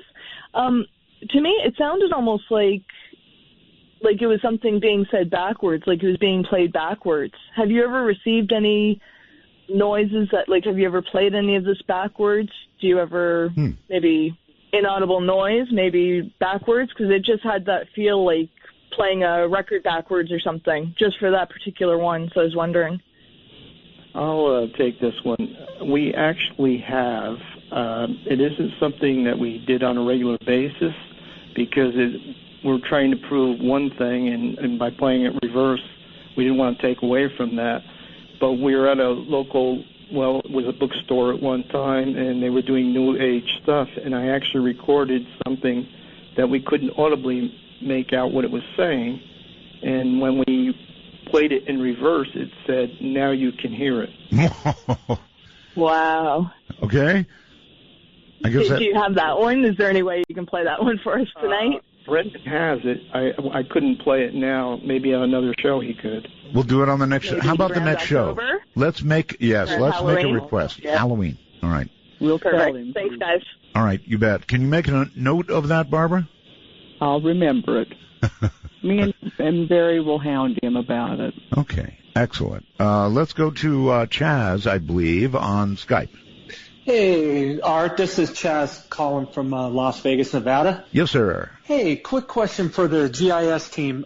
Real quick, I've done research paranormal for the past about 5 years, and I found that it's really tough to keep a group together of people that, are in it for the pure research aspect rather than just what they see on TV. I was wondering if Barbara and Brandon had any insight on good ideas for putting a good team together. Okay, well it's Barry right now. Brendan had to go, but no, the question is really good.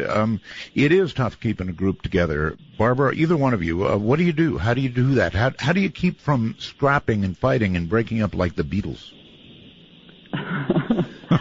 Well,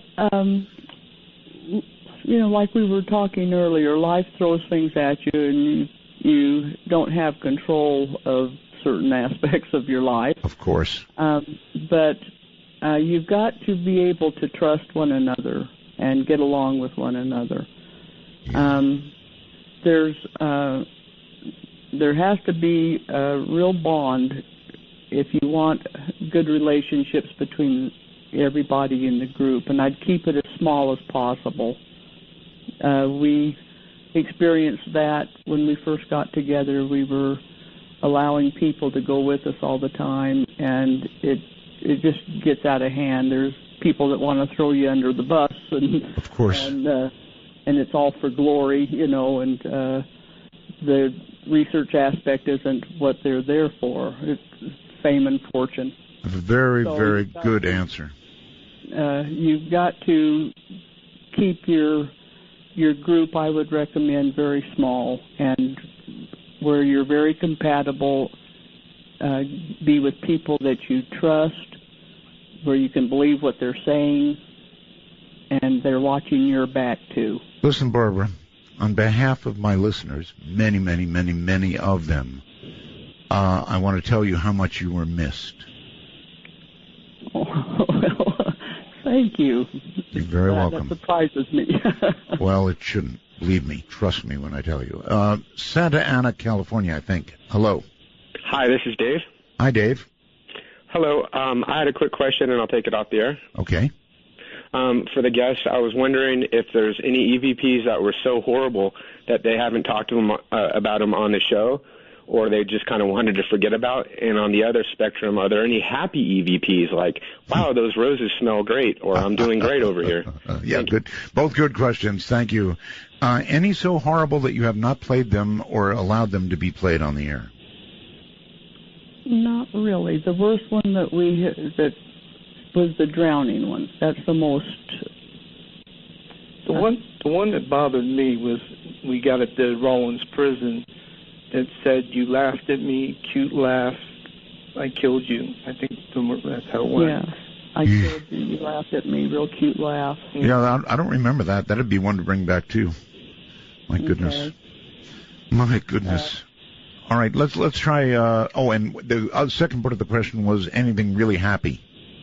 Yes, we've recorded laughing, a lot of laughing at different times, but we've recorded giggles. You mean like real giggles, or? Not that. There was something was said about somebody used Ben Gay and I Chanel said number that. 5 or something. I said old people, and I don't mean to insult anybody, but the mixture of Ben Gay and Chanel number 5 didn't do it for me. And the ghost, it must have caught it off guard because it kind of snorted laugh, I mean, it was like it caught it off guard, and we record. So they have a sense of humor, and they do laugh. All right, Dustin on Skype. Hi.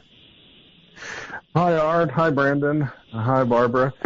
Brendan's not here. It's Barry now. Brendan had to take off for work. I apologize. That's all right. Go ahead. On the way home from work. Barbara, I want to echo Art's sentiment. Hearing your voice is like running into an old friend. It's good to hear you. Thank you. That's very nice. I appreciate that. I have a question, and I hope this hasn't been addressed. If it has, please forgive me. And then I have a comment to share that will be of interest to Art. First, the question is, what is the purpose of this research? What do you hope to accomplish? Good one. Well, me personally, I did it for myself. I wasn't out to prove to anybody anything. I just wanted to satisfy my own interest. I sympathize with that. I want to know. I guess that is the biggest question in life. If there's a bigger one, I'd like to know what it is. So I get that. Caller? Very good. Art, this dovetails nicely. MV over at Belgab, some years ago on his podcast, shared his experience of actually doing the recording. Yes. So this absolutely is real, and no, I am not going to try it. Thank you all again very much. Yep. Have a great show. I get it. Art, right. Welcome back. Thank you, my friend. Let's go to somebody who might be Maria. Hello. Well, maybe it's not Maria. You're on the air, whoever you are. Hello? Yes, hello. Yes. Oh, Art, I just want to say welcome back. It's been a lonely time without you being here. Thank you. Yes, sir. Just like I say, first-time caller. I live in a shelter right now, which is turned into an insane asylum. It was an insane asylum before, and there's been many things that we see at night, especially my children, seeing crazy, crazy things.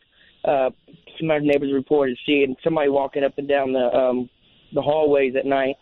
But my father had died over 11 years ago, and every time I come home, I see his spirit, and I hear him nonstop.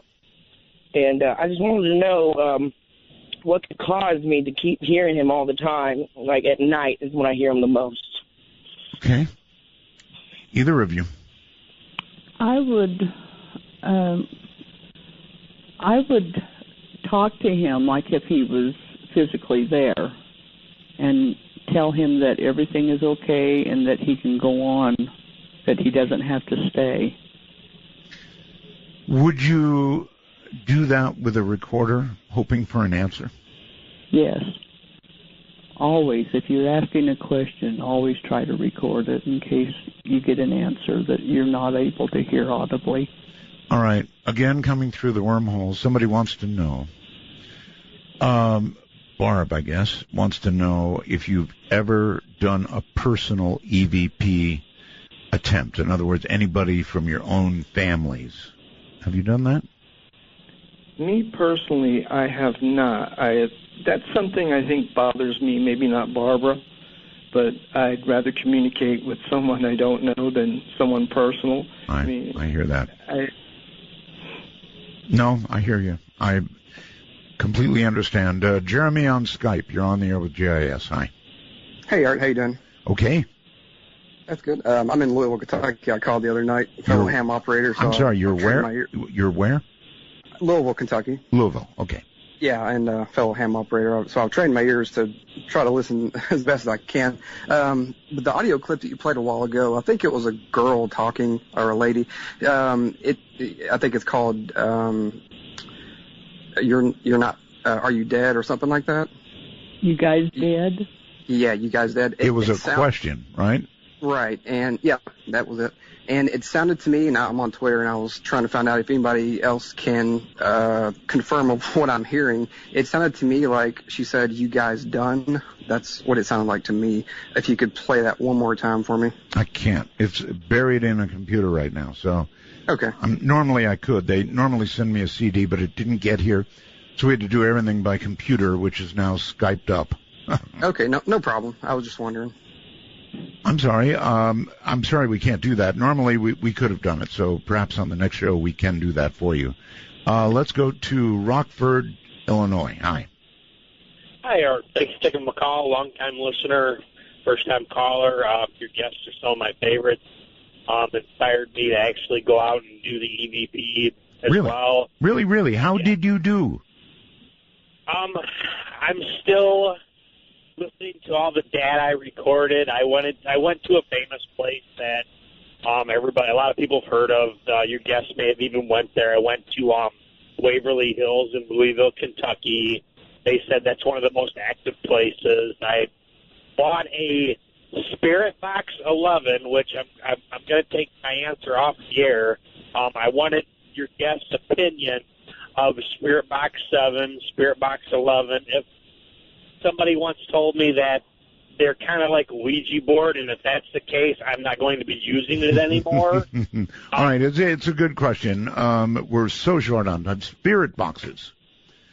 Barbara, either one of you, actually.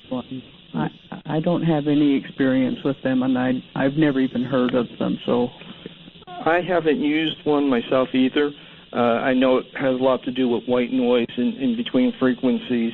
I don't know how good they are because I haven't experimented with them, so I wouldn't advise somebody. Okay, is there a Ouija board caution type that would go with any device like this? In other words, you're opening doors, right? Yes, but I mean, I really don't know what a spirit box is. If it's a type of, if it is like a Ouija board where you're inviting something to interact with you, that is, I would just say use caution if it's saying that it is like a Ouija board. Let me try something here. Are ghosts real? Let me think. Okay, I found this on the web for Are Ghosts Real? Siri. Oh, God, all right. Nick, hello, you're on with the GIS. Hey, Art. Hey. I have 3 really quick questions. Have they recorded any EVPs of animals? Yes, we've recorded dogs barking when we didn't hear them audibly. We've gotten a growl.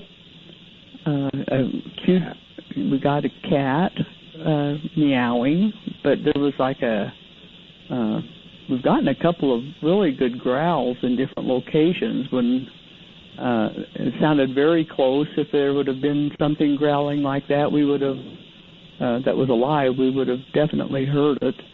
I'm really glad to hear you got cats on the other side. That's good. Cat person. Okay, Nick. The other two questions is: have you ever went to an area where someone notable has died and recorded a voice and been able to compare it to that person's voice when they were still living? No, I haven't, but I would love to. Celebrity EVPs. You know, I think the voice changes so much. So these voices that we get, I would bet that they did not sound the same in life, and I think it would be hard to recognize if you recorded a famous person's voice. Maybe. And a third question, very quickly. Have you guys do the analog and digital recording? Have you ever done simultaneous recording and recorded the same EVP for comparison? Oh, yeah, really good question, actually. Yes, in fact, there's been occasions where we recorded on 5 different devices, one on my video camera and on analog. But, I'm not sure about the digital. All right, let's go to... About that. Well, the camera was a tape. Okay. In Idaho, or somewhere in Idaho. Hello. Hello? Hello? Yes, turn your radio off, please. Or your extinguishing it. Please turn it off, or we can't continue. All right, there you go. Thank Can you you. hear me? Thank you, yes. All right. Well, I just got one quick question for you, Mr. Bell, and for your two guests there. If you were to take your EVP devices, your recording devices, out over the ocean, like out on the sea over, say, like by the Bermuda Triangle or over an old famous shipwreck or something, right? What do you think would happen? Yeah, it's a really good question. Have you ever recorded anything at sea is, I guess, the question. I think it would be hard to hear with the sound of the ocean. It would have to be very calm and no wind blowing, because it would be picking up so loud on the recorder. Right. Barbara, we're out of time. This show is ending, and that's all there is to it. Sorry, I wish I had more time. Barbara, thank you 5 million times for being here, and Barry, thank you for filling in, and what can I say? It was a wonderful show, and you promised me, you both, Halloween, right? Yes. And it's so nice to have you back, Art. Pleasure. Thank you. Thank you both, and good. Last night was great, Art. Good night. Good night. Good night. Well, that's it, folks.